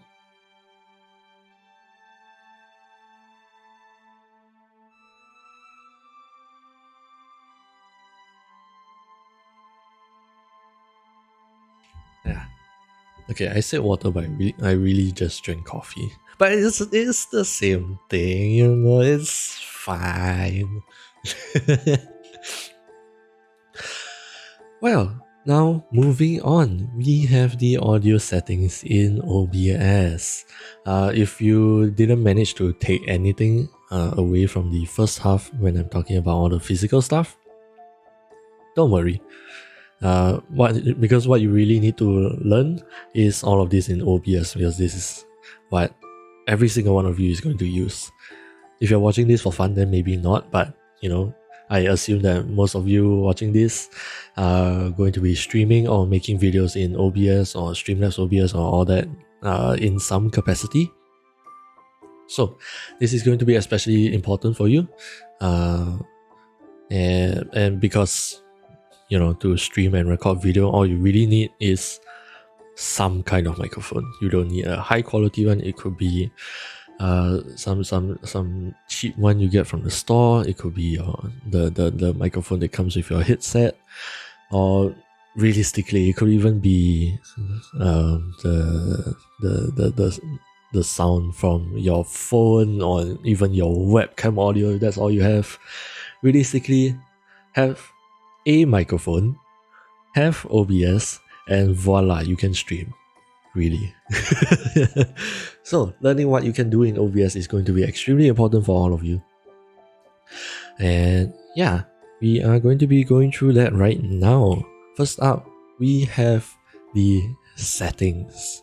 So, inside of OBS, open up your settings window and click onto this audio tab over here. You should see something similar, especially if you're using OBS Studio. Those of you in different softwares, try to find something similar to this. Alright, first of all, we have our sample rate. If you click on this, you'll find that you have 44.1 and 48 kilohertz sample rate. Realistically, you're not going to hear a difference, but in general, because we are going to be dealing with video content, please use 48 kilohertz. Why? You don't really need to know. Genuinely, you really don't need to know. You can just set it at 48 kilohertz, save that setting, and you can forget all about it. You don't really need to know what it is. If you want to know what it is, I will explain it briefly later. But yes, for now, 48 kilohertz, leave it there. Channels, please leave it in stereo. Please, stereo. The only exception is maybe your microphone, because you know, not all of us really need directional audio for a microphone, but in your settings here, this is affecting every single audio source that you're going to have in your OBS. So please keep it at stereo. Do not touch this. Now, next, we have our global audio devices. I know you have 6 options here, but you really only need 2. You really only need to focus on 2, which is your desktop audio and 1 microphone audio. If you have multiple microphones, then do a little bit more, as much as you need. But regardless, personally, I would recommend that you disable everything, because I am more of an audio control freak. I like to have full control over my audio in OBS, and so like in specific scenes, I sometimes want audio to be in there, I sometimes want microphone in there, I sometimes don't want microphone in there, or sometimes in my BGM that you are listening to right now, in the intro screen, I want it louder. In the other scenes, I want it a bit softer. Yes, but that is my personal preference. If that is what you like to do as well, then please disable everything. But if you are lazy and you can't really be bothered, then desktop audio, click down on it and it should be the same as your monitoring device down here. Yeah, really, they should be in the same thing. Why is there a bot in my chat? Give me a second. Fuck off. There we go, done. Anyway, Yes, your desktop audio should be the same as your monitoring device, like I said. And as for your microphone audio, just set it to whichever microphone that you are using. You should really only have one option anyway, so it shouldn't be too difficult to set that up. Now, the downside of doing that, if you have desktop audio and microphone audio set over here, is that those two audio sources will be present in every single scene, whether or not you like it.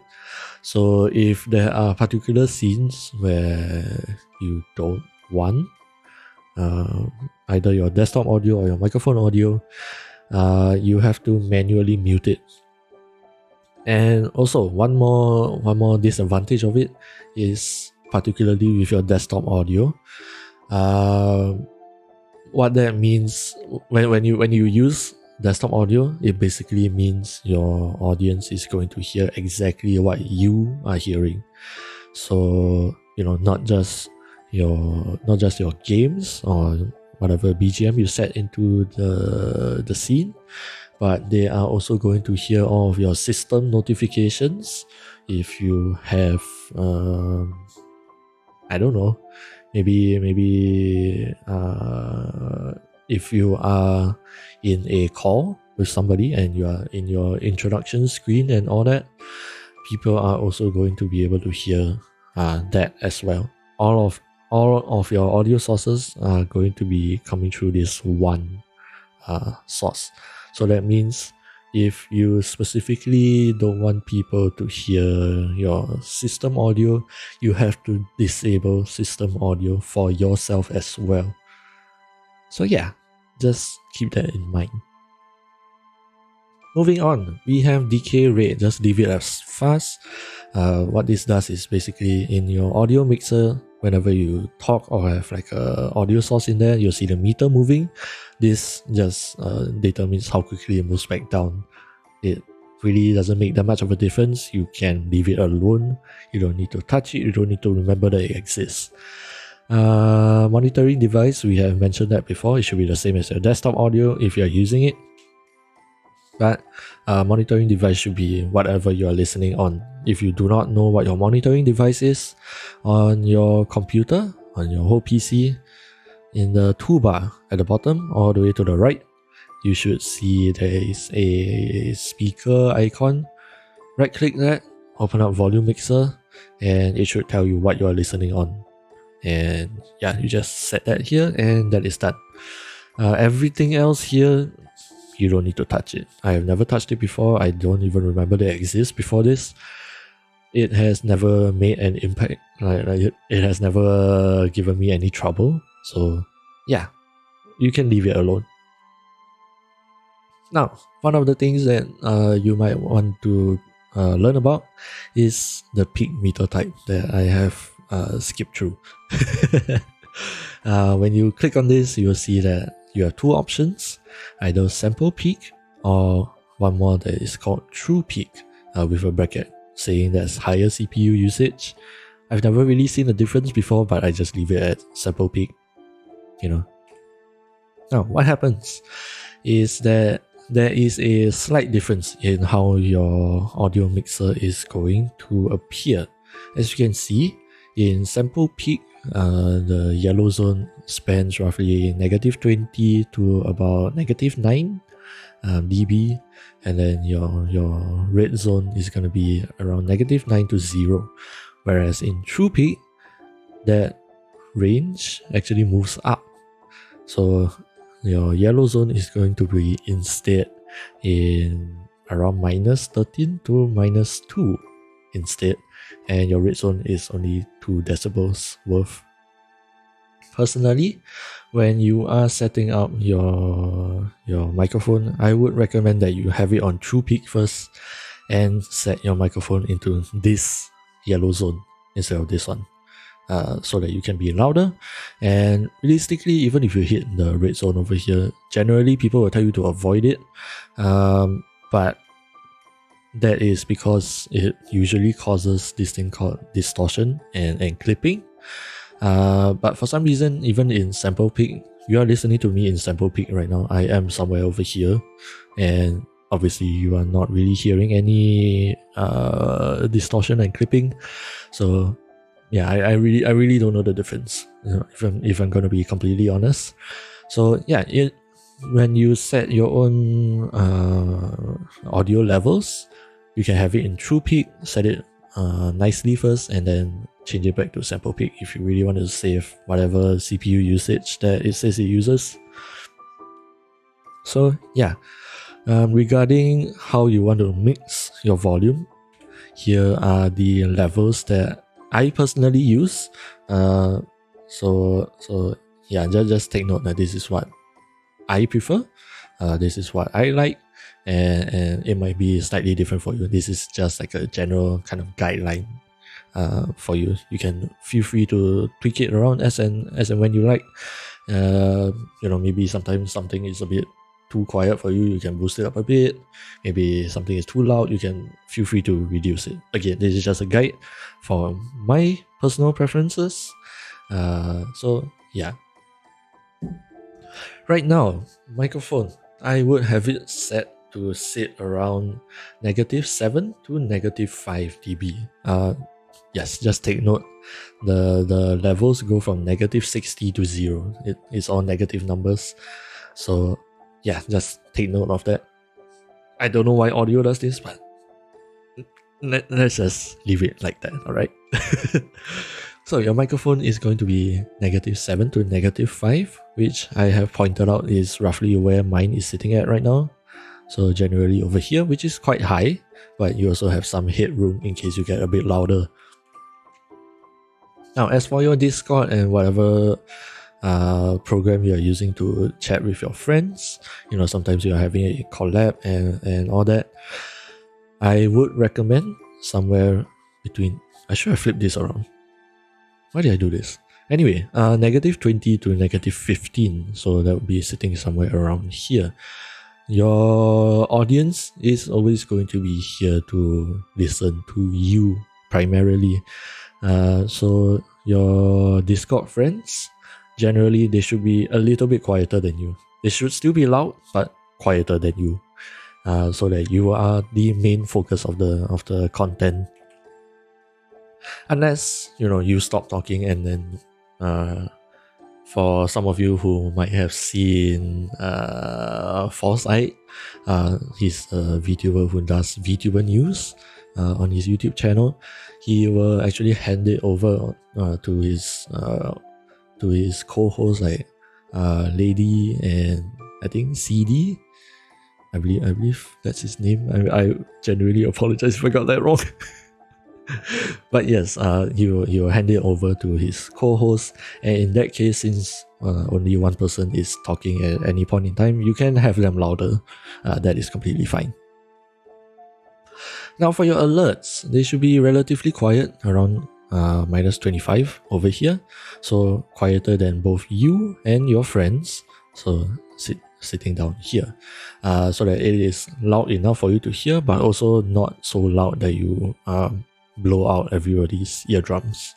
Okay, just be careful of that, because I know of some people who have extremely loud alerts, and it actually hurts to listen to. It's not just surprising, it physically hurts. So please, your alerts, please have it a little bit quieter. And then for everything else, be it your games, your BGM, I don't know, maybe sometimes you're watching a video on YouTube doing reaction content, you can have it sit between -40 to -30 dB. You'll notice that it is a bigger range, like double the range of all this. Yeah, because in games and videos and all that, they tend to have a bigger range between their loudest and quietest parts. So yeah, just have it, just give it more headroom for them. Sometimes they might go a bit beyond that, but that is fine. The only thing I would really take note of is to not go very much further below -40, because unless your audience has their volume up extremely high, things below -40 are going to be pretty hard to hear. they're not going to be impossible to hear, but pretty hard. So I would suggest the absolute lowest you go is somewhere here, which is like -42 roughly. But I absolutely will not go any lower than that, regardless of what it is. All right. So there you have it. This is the volume level guide that I have. You can feel free to screenshot this and use it as your own guideline. Yeah, just feel free to do that. I absolutely do not mind. I would actually be happy if you if you listen to my guides and find them helpful enough to try to implement them in your own streams. So yes, moving on, we go to the output section of your OBS settings. You want to have the output mode set to advanced so that you have more control, and click onto the audio tab over here. Now you are going to notice there are 6 different tracks. You do not have to use all 6. Realistically, you can use just one, especially if you're just streaming, because in the streaming tab, you'll be able to select which one of these 6 tracks you want to use for your streaming track, and you can only select one anyway. So yeah, all of them should default to using track 1. And because a lot of you are streaming to Twitch, they have basically like an upper limit of how high your quality can be. So for this thing called audio bitrate, if you click it, you can see a lot of options, but you can leave it at 192. That is fine. Any higher than this, you are not going to hear any audible differences on your streams and all that. So yeah, just leave it.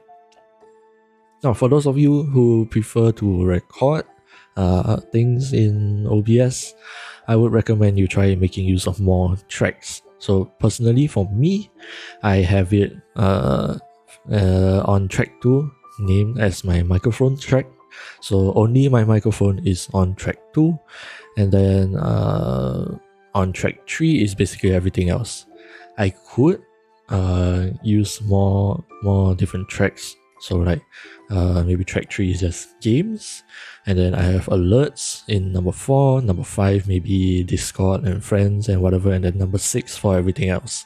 Realistically, I can do that. I just haven't really found a need to do that yet, so I try to keep it as simple as possible. And the bitrate, I have it set to the highest possible, which is 320. Again, realistically, you are not going to hear a difference. I just like having that extra quality to play around with, and yeah, I like separating the tracks to have a little bit more control. Now, within OBS, this is not going to make a difference. The difference only becomes apparent when you record and have it exported to like a MP4 and MKV video formats. So what happens is, like let's say you import the video into a video editor. Normally, you would have one video track and then one audio track in the video editor. But when you record videos with multiple tracks like this, whenever you import your video, you have one video track, and then let's say right now I'm using 2 audio tracks. You'll see 2 separate audio tracks below that. So one of it is only going to contain audio from my mic, and the other one is for everything else. That gives you better control, because sometimes maybe your games they have an exciting moment, and all of a sudden the volume kind of spikes up and overpowers your microphone. Using these separate tracks can help you adjust that accordingly. So for the part that where the game is too loud, you can actually squish down just the game audio so that it is less overpowering. And yeah, I just like that. If you can't be bothered and you think the mixing within your OBS is perfect, and you just are too lazy to do all of that complicated stuff, you can live with just one audio track. That is perfectly fine as well. That just depends on you. This is my preference. I like to have more control because, like I said, I'm an audio control freak. Alright, that should be everything for your settings. So moving on to the filters that you are going to want to set on your microphone to improve how it sounds. Oh, no, before that, I'm sorry. Yeah, some of you might be wondering what this audio bitrate thing is, and also some of you might also be wondering what this sample rate is. So I have a little bit of comparison to make to hopefully help you guys understand it. So for audio bitrate, I would equate that to what resolution is in a video. So, in videos you have your 144p, 360, 480, 720, 1080, 4K, 8K, blah blah blah. Where higher resolution means the video is going to look higher quality. For audio bitrate, it does basically that, but for audio. So with a higher bitrate, it's going to sound clearer, it's going to contain more data, but that also, of course, means that your audio file is going to be bigger. Yeah, hopefully that makes sense. And then as for sample rate, I would say that it is the equivalent of the frame rate in video or refresh rate for those of you PC nerds out there. Yeah, so in video, your frame rate or your refresh rate, how fast how many frames per second the video has will make it smoother and more like what you will actually see with your own eyes in real life, right? So higher frame rate, things are gonna appear smoother and more lifelike. In audio, it is basically the same thing, because like I said, when you record your audio into your PC and all that, they all turn into digital data. So, more or less like pixels, right? Even though everything here looks very smooth, even the O over here looks very smooth, if you zoom in close enough, you'll see that it comprises of like little pixels. That is what happens with your audio signal as well. When you really zoom in, you'll see that it's very jagged. But what audio sample rate does is that it will have more of that in smaller intervals, so that when you look at the waveform, the curves look smoother and it will sound more and more like what you hear in real life. So yeah, hopefully those two comparisons made sense. Yeah? Okay, moving on. We are finally heading on into the filters for your OBS, audio filters, of course, because this is an audio guide. But first of all, highly recommend that you download this bundle of VSTs. You don't need to know what that means. Basically, it's like additional features you can play around with in OBS. So, highly recommend that you get this bunch of VSTs from Reaper.fm. They call it the Replugs. I recommend this.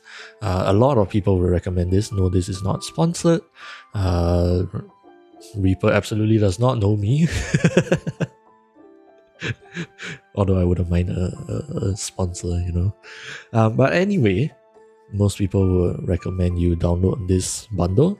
Realistically, you only need two things from this bundle, but having more doesn't hurt, and it's not exactly going to take up a lot of space on your hard drive and all that. So please download this, because I will be using this in the guide as well. So if you want to follow along, please download it. And before we actually mess around with the filters, here is what I would recommend you do. Make a roughly 30 seconds worth of raw recording. You can go longer to like 60 seconds if you need. If you are having trouble, speaking for like 30 seconds, look up a script, or you can sing a song or whatever. I don't really care. Have something that actually no, don't sing. Preferably talk. But yeah, just make a completely raw recording of just you talking for about 30 to 60 seconds.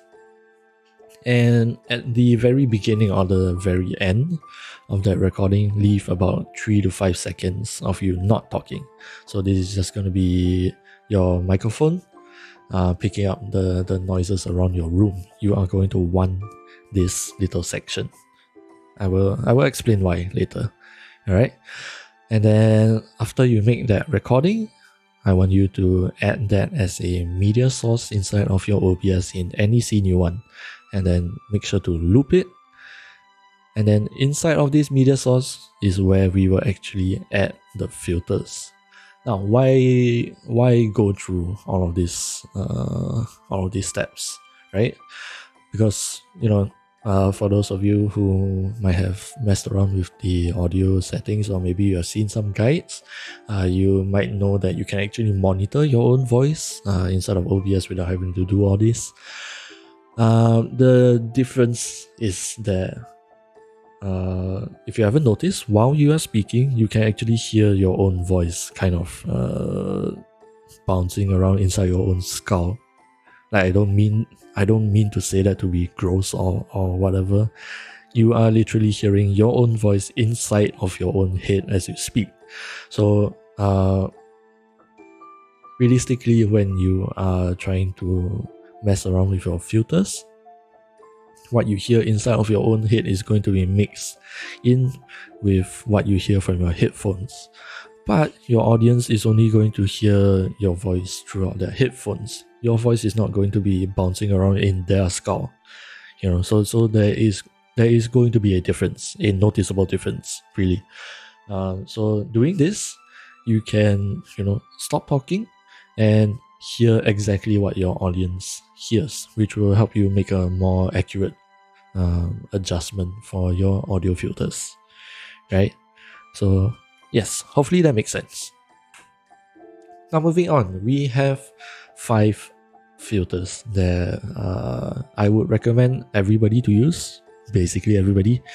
So yeah, in order, we are going to be going through the filters called gain, EQ, compressor, noise gate, and limiter. Most importantly, please have it in this order from top to bottom. Why I say that is because your audio actually passes through from top to bottom in order. So if let's say your compressor goes up to the top, then the compressor is going to affect your audio first before everything else. So that's why I recommend having this particular order. Alright, especially if you're using all 5. But okay, first up, we have gain. You might have heard of me using this word earlier on when I think it was the audio interface part. Basically, in all its essence, right? If you boil it down all the way into its simplest form, this is your volume control, right? But then now some of you might be wondering, why have this when there is already a volume control, right, in the audio mixer part itself outside of all of this? Now, while I say both of them are volume controls, there is a slight difference. And I'm going to show that to you right now. So this is how your audio passes through. This is like your pathway, how your audio signal drives on the road out to the speakers, right? So first of all, your audio comes in from your microphone, and then it will go in to your OBS where everything happens, and then it goes out to your speakers or your headphones as the last stop, right? So now where the difference comes into play between gain and your volume fader, gain increases the volume over here before the signal even goes into OBS. But at least if you set it up like this, right? The gain is the very first thing, right? So when you push up your gain, the volume increases over here before any of the effects. So it is really just a raw volume boost. Now, on the other hand, when you push up your volume fader, the little sliding thingy at the bottom, you actually push up not only the volume of your microphone, but also whatever effects that you have had put onto your microphone inside of OBS before they come out to the speakers. So essentially, it is still a volume boost, but they boost slightly different stuff. Okay, if hopefully that makes sense. This is like as simple as I can make it. But yes, that is basically everything that gain does. It is very simple, just a raw volume boost. Okay, so now moving on, we have the EQ. It is short for this word called equalizer. This is going to be a bit long, unfortunately, because it is a very, I guess out of everything here, it is the most complicated one, and it is also the most subjective in terms of what sounds good when you use this plugin or this effect, right? So as simply as I can, equalizer or EQ for short is basically how you will be sculpting and shaping your voice. Think of it as think of your voice as like currently it is just a piece of rock. You know, realistically you can just put it up on a pedestal and call it artwork. Realistically you can, not that everybody will appreciate it, but when you use EQ, it is also equivalent to you like using a hammer and a chisel to like sculpt something out, give it some kind of shape, give it more depth, make it look nicer, right? So that is what EQ does for you. You can choose to boost up certain parts, you can choose to reduce certain parts, and you can overall change how you seem to sound through the internet. So first of all, you will see all these different bands lining up across this blue line over here. Yeah, so this blue line is your natural state. You are not boosting anything, you are not cutting anything. This is exactly how this frequency sounds. Pushing it up will make this part whatever this thing is affecting louder. Pulling it down will make it quieter. And then from left to right is your frequency range. So everything down here is going to be your low frequencies. You know, especially important for the guys in general like me who have a slightly deeper voice. So when you speak, you actually have a graph reacting to your voice, and you'll see that most of your focus is down here. And then for the ladies, more of your voice is going to be up here instead. Everything past here, you know, whatever. Just know that this is your low frequency, this is your high frequency, right? Those are the two ends of the spectrum. Now, for each of these circles, we can call them bands, B, A, and D. So for each of these bands, we will have 3 different controls. Frequency, like I mentioned, towards the left is lower frequency, towards the right is higher frequency. So you can choose what each of these circles are going to affect. So if you want it to affect a lower frequency, you can set this to be lower. If you want it to affect a higher frequency, then just pull this to the right and you will move accordingly. Now, gain. Again, this is the exact same thing. Push it up, it's going to get louder. Pull it down, it's going to get quieter. exactly like I mentioned before. And as you adjust the gain, you will see that the line actually moves along with that little circle. So pushing it up is gonna make like a gentle heel over here, and pulling it down, you're gonna make it like a downwards heel kind of thing. Now, finally, we have the bandwidth. I can't pronounce the TH, so pardon me.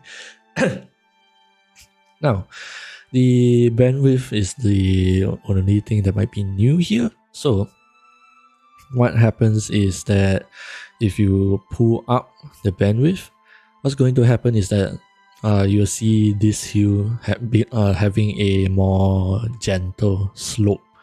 So right now it looks like this. If you pull it up, you're going to see a rounder kind of shape. So all this is going to move up slightly, and the shape is going to end up like this, more or less.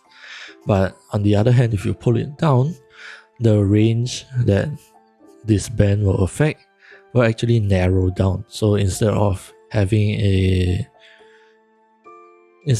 nice little gentle heel like this, if you pull it all the way down, you're actually going to see something that is more like a needle. So it's going to be extremely pinpoint and only basically affect, like, let's say right now it's at 300 hertz. Pull it all the way down and it is basically only going to affect this one frequency. So hopefully that makes sense. That is all of the controls that you have. You are going to want to play around with all of these different bands. If you want more, you can always add more bands. If you want less, you can always remove them. So now, like I said, it is going to be a very subjective thing. What sounds good is going to depend on what your microphone is, how your voice sounds, where your microphone is placed, what your room sounds like, what your environment sounds like. It is going to be different for every single person. So even if you have a voice similar to mine, as long as you are in a different room and a different environment, your EQ is going to change. It is going to look different. So then how are we supposed to, really know how to do this, right? Because it looks so complicated. It's really like a blank canvas,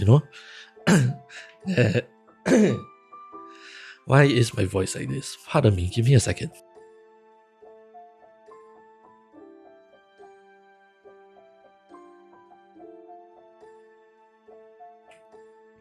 Yeah, those few seconds are something that you are going to want to avoid in your recordings.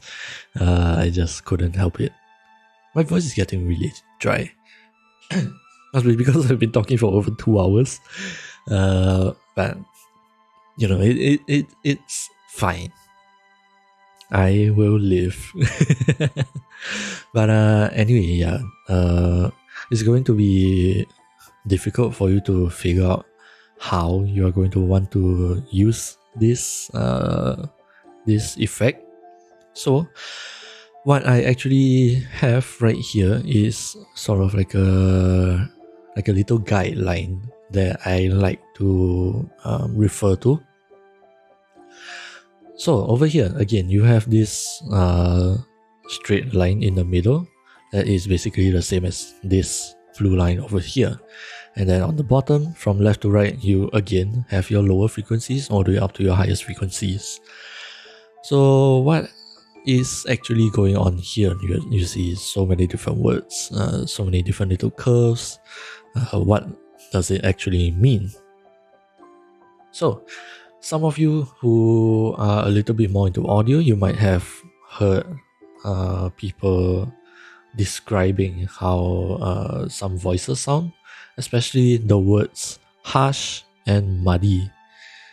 Harsh and muddy, or sometimes you might even hear somebody saying they want a bit more clarity in their voice. So these are all words to describe different characteristics and how do I put this? Different characteristics of what your voice sounds like. And using EQ, you can also boost up all these different little characteristics or even reduce them. So, like I have just mentioned, if you feel like somebody's voice sounds a bit harsh, you can try reducing this area down here, which is about 3000 kilohertz. No, 3000 hertz. Sorry. Those are two very different frequencies. 3000 hertz over here. Just cut it off. You don't necessarily have to follow exactly this. Just make sure you're more or less in this range and then cut off as much as you think you like. Realistically, you are going to be relying on your ears. Nobody can tell you what you like besides you, you know. So this is really just a guideline, and it's a rough like sketch that you can try to follow. And all of these words are really very subjective as well, because what harsh is to some people, maybe it could just be loud, or sometimes the frequency could be a bit higher. You know, realistically, it's going to be a bit different for everyone. But in general, if you find something is harsh, try to reduce this little area over here, around 3000 hertz. Or if something sounds muddy, then try to reduce this part, which I guess is about 270 hertz to 300 hertz. It's just a rough gauge, really. Or sometimes you want your sound, your voice to sound a bit warmer and thicker, then you can try this area. Or sometimes you want a bit more presence in your voice, then this area, you know. Yeah, it's hard for me to tell you exactly how to do it, but really you can play around with the EQ, try boosting or cutting out these frequencies that you hear, and then listen for yourself what that really does to your voice. And from there, yeah, really just play around with it until you are happy with how you sound. So hopefully that wasn't too much for you guys to understand. Because it's just hard to explain how to do something that is so subjective. You know, it's just art. You know, some people appreciate certain things, other people appreciate a different thing. You know, so yeah, this is really up to you. Now, for reference, if you guys want like a real life reference point, this is what my EQ sounds like. You will notice that I am not using the Reaper EQ because I have my own one that I like better. But yeah, the overall concept is still exactly the same. Left to right, low to high frequencies. You have your baseline neutral line over here, and then you will still see all these hills and all that. And you also have this graph whenever you are talking. So, you know, realistically, it's going to look pretty much exactly the same. So for me, from low to high, I have put on this thing called a high pass filter. So basically what that means is that it will roll and cut off everything lower than this frequency. Personally, I find that I don't need all that frequency because I'm not going to go down that low anyway, normally. And yeah, all of this is just rumbling noises that you will generally hear from typing on your keyboard and tapping on your table and all of that. So cutting this off will help to resolve that a little bit. And then because my voice is generally lower, I personally like to have a bit more low end to like really make it very, very full, you know. So I boosted it up just a bit on the lower end over here. And then coming on to the middle, this is another big frequency within my voice. So I just boosted this part and this part. And then in the middle, I don't really know why, if I'm gonna be honest. But I just kind of scooped it out just a tiny bit around, I want to say like 750 hertz. Yeah, I just scooped it out a tiny bit so I don't sound nearly as nasally, because I don't know, maybe it's the way that I speak, but sometimes I find myself sounding to be a bit nasal. So, you know, like this thing says, I decided to cut it down a bit to help resolve that. Now for the mid-high to high frequencies, I decided to boost this part, give myself a bit more clarity and presence. So it's not like my voice is going to be all bass. You know, I need to balance it out with some of the mid frequencies and high frequencies, so it sounds a bit more natural and less tiring for your ears to listen to, right? Because if there's too much low ends in whatever sound it might be, if there's a lot of low ends and it is very, very consistently low, you'll start experiencing this thing called your ear fatigue. So your ears are quite literally going to feel tired from listening to all that. So I try to balance that out a bit. I might change it up a bit more, but for now this is what I am happy with. And then everything above that, I put this one called a low shelf. It's similar in the sense that it affects a big range of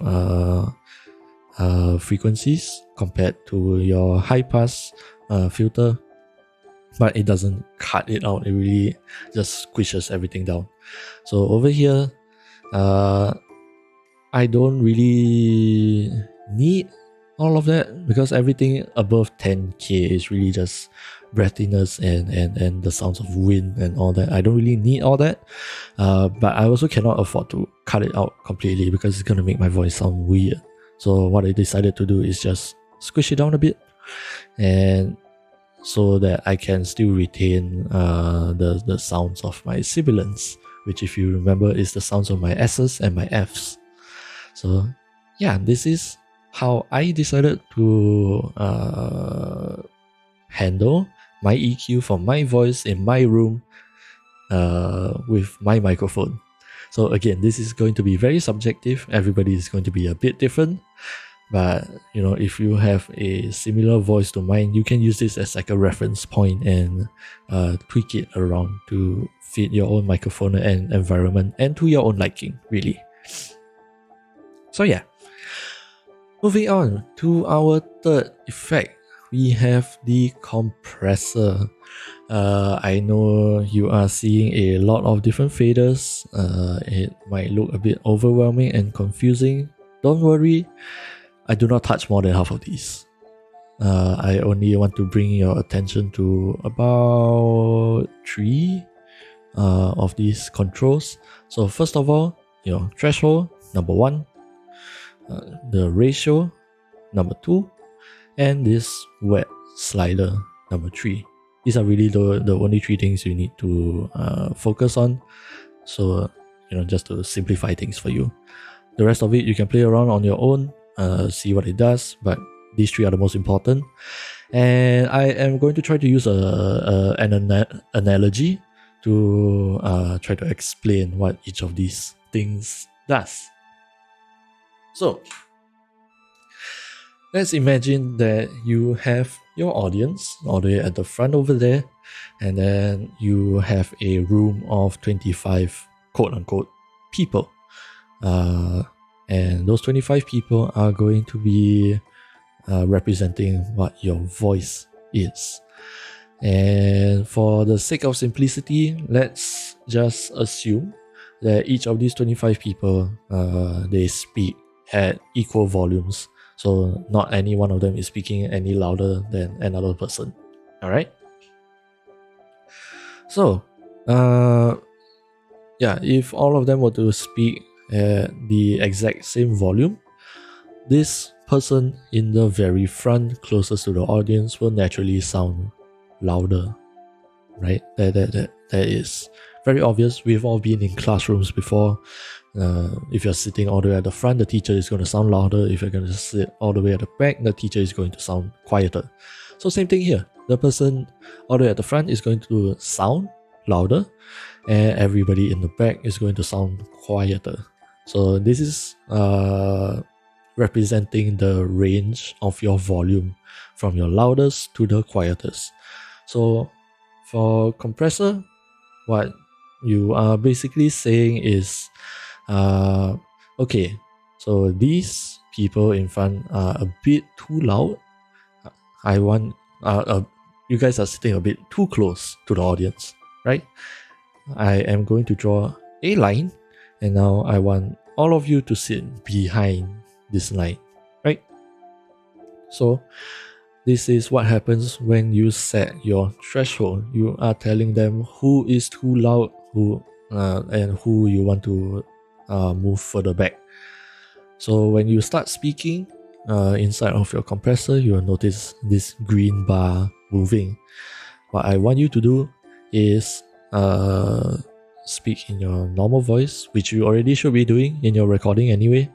Find like the average, and then you see this line on your fader, pull it down just below the average of your voice, or maybe the loudest part of your voice, depending on which one you want. But yeah, just make sure it is slightly below the tip of your green bar, because if it is above the green bar, then your compressor really isn't going to do anything. It's going to be as if your line is like at the very top over here. Nobody has to move back anymore, right? Your compressor is not going to work. So that's why your threshold should be a little bit behind your average, or your loudest parts, really. So now we have established that we want people to sit behind a line, but then we don't know where we want to put this line exactly. So that is where we are going to decide that using your ratio. Okay, your ratio is going to determine how far back you want people to sit. So if you have a low ratio, the lowest you can go is 1:1, which is the same as if your line is again all the way at the very front. Nobody has to move. Your compressor is useless. It is just there for decoration. I do not know why you would ever put 1:1. Realistically, I do not know why you ever do that, but just for your information, 1:1 is the lowest you can go, and you are basically turning off your compressor. Now, on the other hand, if you have a bigger ratio, it would be the same as moving your line further back in the room. So people are going to have to move back a lot more, right? But realistically, most people would suggest that you have a ratio of 4:1 or even 3:1. Both of those will work just fine. But yeah, I personally have it 4:1 roughly. So yeah, you can use that as a reference point. It is completely okay. So now we have a line, and now we know where we want our line to be. We know how far back we want the 25 people to sit, right? So now they have all moved back. The people in front have all moved back. They're a bit more squished down towards the back. So now the people in front are going to sound quieter because they're a bit further away from the audience, but the people all the way at the back are going to sound like they are the same volume because they didn't move. They didn't have to move, right? So yeah, overall your range in volume is going to sound more equal. The people in front are going to sound quieter, and the people at the back is going to apparently, quote unquote, sound a bit louder. right? Because the range isn't as big anymore. But as you might have noticed, now everybody is just further away from the audience, right? Your overall volume is now quieter. And that's not exactly good because, like I mentioned before, you want to be the star of your content. People are here to hear your voice. So how do we fix that? We are going to use the wet slider that I have mentioned before. This is the third thing and the last thing that you really have to touch. So all you are going to do is push up the wet slider, and what that is going to do is make sure that everybody keeps this spacing and move up. That is all. The people at the back are not going to stay down here anymore. Everybody is going to move up. It's going to be as if the line moves up with them as well, more or less, if that makes sense. But yes, this is basically what happens in your compressor. Your loudest, the loudest parts of your voice is going to be squished down a little bit so that your voice is going to sound more evenly loud between the loudest and the quietest part. And then you will boost it up overall back to where you wanted your volume to be. So hopefully that makes sense. Now on this is generally how it should look like after you have set everything up. This is your threshold. It doesn't always have to be exactly -20. This depends on your microphone and how loud you speak. Sometimes you need it lower, sometimes you need it a bit higher, right? Because you don't want to squish it down too much. This is just to slightly level out your volume, not to make it completely even. Alright, so we have our threshold set, we have our ratio set, and we have our wet slider pushed up. And so now your volume should be back up to where it originally was. Right, so we are done with compressor. Next up, we have our noise gate. I have seen enough people, I wouldn't say a lot, but I've seen enough people with some kind of misconception as to what a noise gate does. So all the way in the beginning, I want to get this misconception out of the way. Noise gate does not, hold up. Oh, it's just a missed call from a random number. Anyway, noise gate does not remove noise. I will say this again. Noise gate does not remove noise. If you want to remove noise, there is a noise suppressor, and even that doesn't do it perfectly. There is no perfect way to remove noise except doing it physically in your room and with your microphone and your environment. Okay, if you want to try to remove noise digitally, it will always affect the quality of your audio. So please just keep that in mind. Noise gate does not remove noise, and a noise suppressor only tries to remove noise. Okay, they are not the same thing, and they are not perfect solutions to having noise in your audio. Right, now that is out of the way, let's move on to what the noise gate looks like. This is just the default one in OBS. I think it works just fine. All noise gate basically works exactly the same way. It doesn't really matter what you use.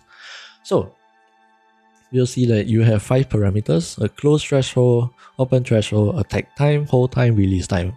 Now, what are all of these? They sound a bit complicated. Threshold is basically the same thing as what you saw in the compressor, but then why do we have a open and close this time? So with that, I have another analogy for you. This is a stupid drawing, but anyway, I hope it gets the point across. With a noise gate, imagine that you have a party on one side that is going to be your audience basically, and then you have a physical gate which you are controlling, right? You decide when to open the gate, when to close the gate, but it is not your job to decide who goes in. Your only job is to decide when it opens and when it closes. If it is open, everybody goes through. That is the only rule. You only choose when to open, when to close. Okay? Right. So now, outside of the gate, because it is in like more or less a public kind of space, it is facing a public space, right? Like maybe a road, or maybe to the streets of somewhere. But yeah, generally you are always going to have an amount of strangers, right? This is going to represent the noise in your room, in your microphone, whatever. These strangers are basically the noise, and naturally you want to try to keep them out as much as possible, right? But they will always be there. They'll always be loitering around looking for an opportunity to try going in for free, because this is an unpaid party, right? And they know that you are going to open up the gate to let people in. Okay. Then every once in a while, you have a group of VIPs coming in. Let's just say there's roughly 10 of them, right? In any given situation, for both your strangers and your VIPs, they will on average have about 10 each, and sometimes there might be a bit more, sometimes there might be a bit less, but in general they come in groups of like 10, right? So because they are VIPs, you always want them to be able to go into the party. Like that's the obvious thing to do, right? It would be a stupid move to lock your VIPs outside of the party that they are coming to, that you invited them to, right? That doesn't make sense. So your job, when you figure out, when you are deciding on the open threshold, is to figure out when you want to open your gates. How many people do you want to see outside before you start to open your gate, right? So obviously it has to be more than 10. You have to see more than 10 people because there's usually 10 strangers out there. You don't want to let them in, but then you also want it to be low enough that whenever VIPs arrive, the gate is always open. Okay, your VIP is going to represent your voice, in case I didn't mention that. Hopefully it's not too complicated. This is about as layman as I could try to explain. But yes, this is what happens when you are deciding on your open threshold. How many people do you want to see outside before you open the gates? So now we have decided on an open threshold. The gates are open, the people are inside. But because again, like I said, outside here is like a more or less public space, there are always going to be an amount of strangers out there. There is always going to be an amount of people out there. So now your job when deciding the close threshold is to decide when you want to close the gate. How many people are left outside, and how many people do I want to see outside before I decide to actually close the gate and close up the party, right? So that is what happens when you decide on your close threshold. So naturally, your close threshold is going to be a little bit lower than the open one, just so that you can make sure that everybody goes through first before you start closing, right? And you account for the slight fluctuation in numbers. So now that we have decided when to open, when to close, we are going to decide on the next three things. How fast do you want the gates to swing open, right? So whenever you see there is enough people out there, you want to open the gates. How quickly do you want the gates to open in terms of milliseconds, right? So if it is a smaller number, your gates are gonna really just snap open, right? But if it is a bigger number, then your gates are going to slowly open and ease the flow of traffic into the party, right? So that is your attack hold time. So remember your close threshold, you see there are a certain amount of people out there now. You want to, you see that you can close the gate, but maybe sometimes a few more people show up. You don't want the gate to just immediately snap back and lock everybody out, right? So this is when you decide, okay, I see there are enough people to close the door now. How long do I want to wait to see if anything changes? This is your whole time. Okay, you see that you can close the door.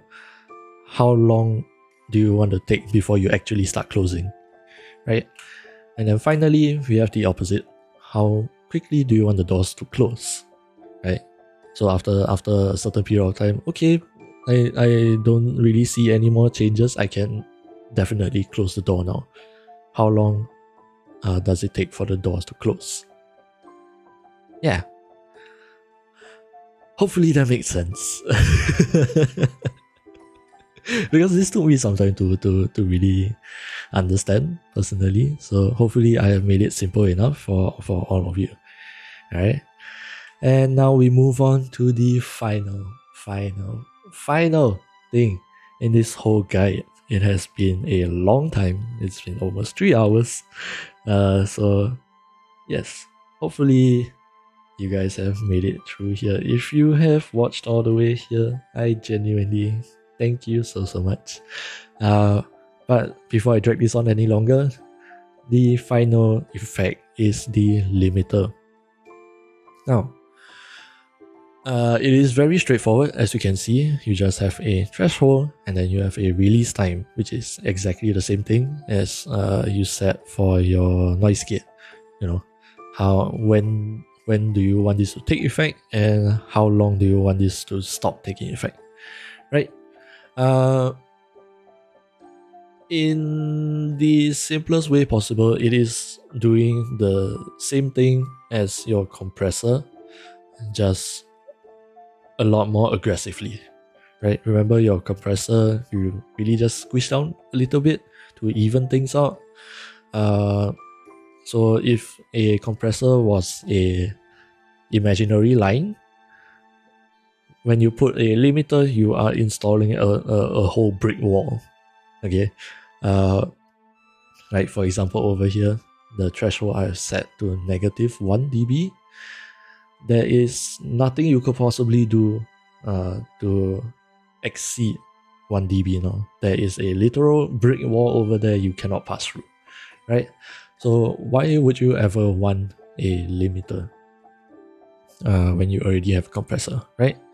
So for compressor, you can be louder than it can handle, because it only squishes down a little bit, right? So if you push hard enough, you can still peak, you can still reach 0 dB, which is the area that you absolutely want to avoid. With a limiter, you could ram a whole tank into the into the wall and it will not budge. So essentially you are setting a hard cap for your volume so that you will never ever hit the real limit. You always want to have a bit of headroom if anything goes wrong, right? But of course, do not overdo this, because if your wall is too far back, it will ultimately still cause this thing called an artificial clipping, and yeah, it's basically not going to sound very pretty. Yeah, so set this to where you want your absolute maximum to be. I will highly recommend it to be slightly below 0 dB. Honestly, even this one, -1, is a bit too high. Most people would probably say it should be around -5, but this is just what I do. Alright, just play it to however you like. But with that, hopefully I have made everything as clear as I possibly could. I tried, like I said, I'm not exactly very good with explaining stuff, but we have officially reached the very end of our slides. For those of you who are watching this VOD over on YouTube or wherever else I decided to post this, please feel free to leave your comments down below. If you have any questions, if you have anything that I explained in here that you didn't quite understand, I will absolutely do my best to try to clarify things for you. For those of you who did understand things, maybe you can also let me know how well I did, how much you enjoyed this video, maybe, or how much you disliked it. Yay. But yeah, while you're down there, please also feel free to give a like on the video, share it around with your friends who you think are in need of some audio guide. I know this is going to be very long, as a VOD, probably close to 3 hours. I know it's going to be very long. So on YouTube, I am going to be putting in the little sections so that you and your friends can feel free to skip over to wherever you left off, or whichever part that you might want a bit more clarification on, and stuff like that. Yeah, so you can easily jump around to all the different topics.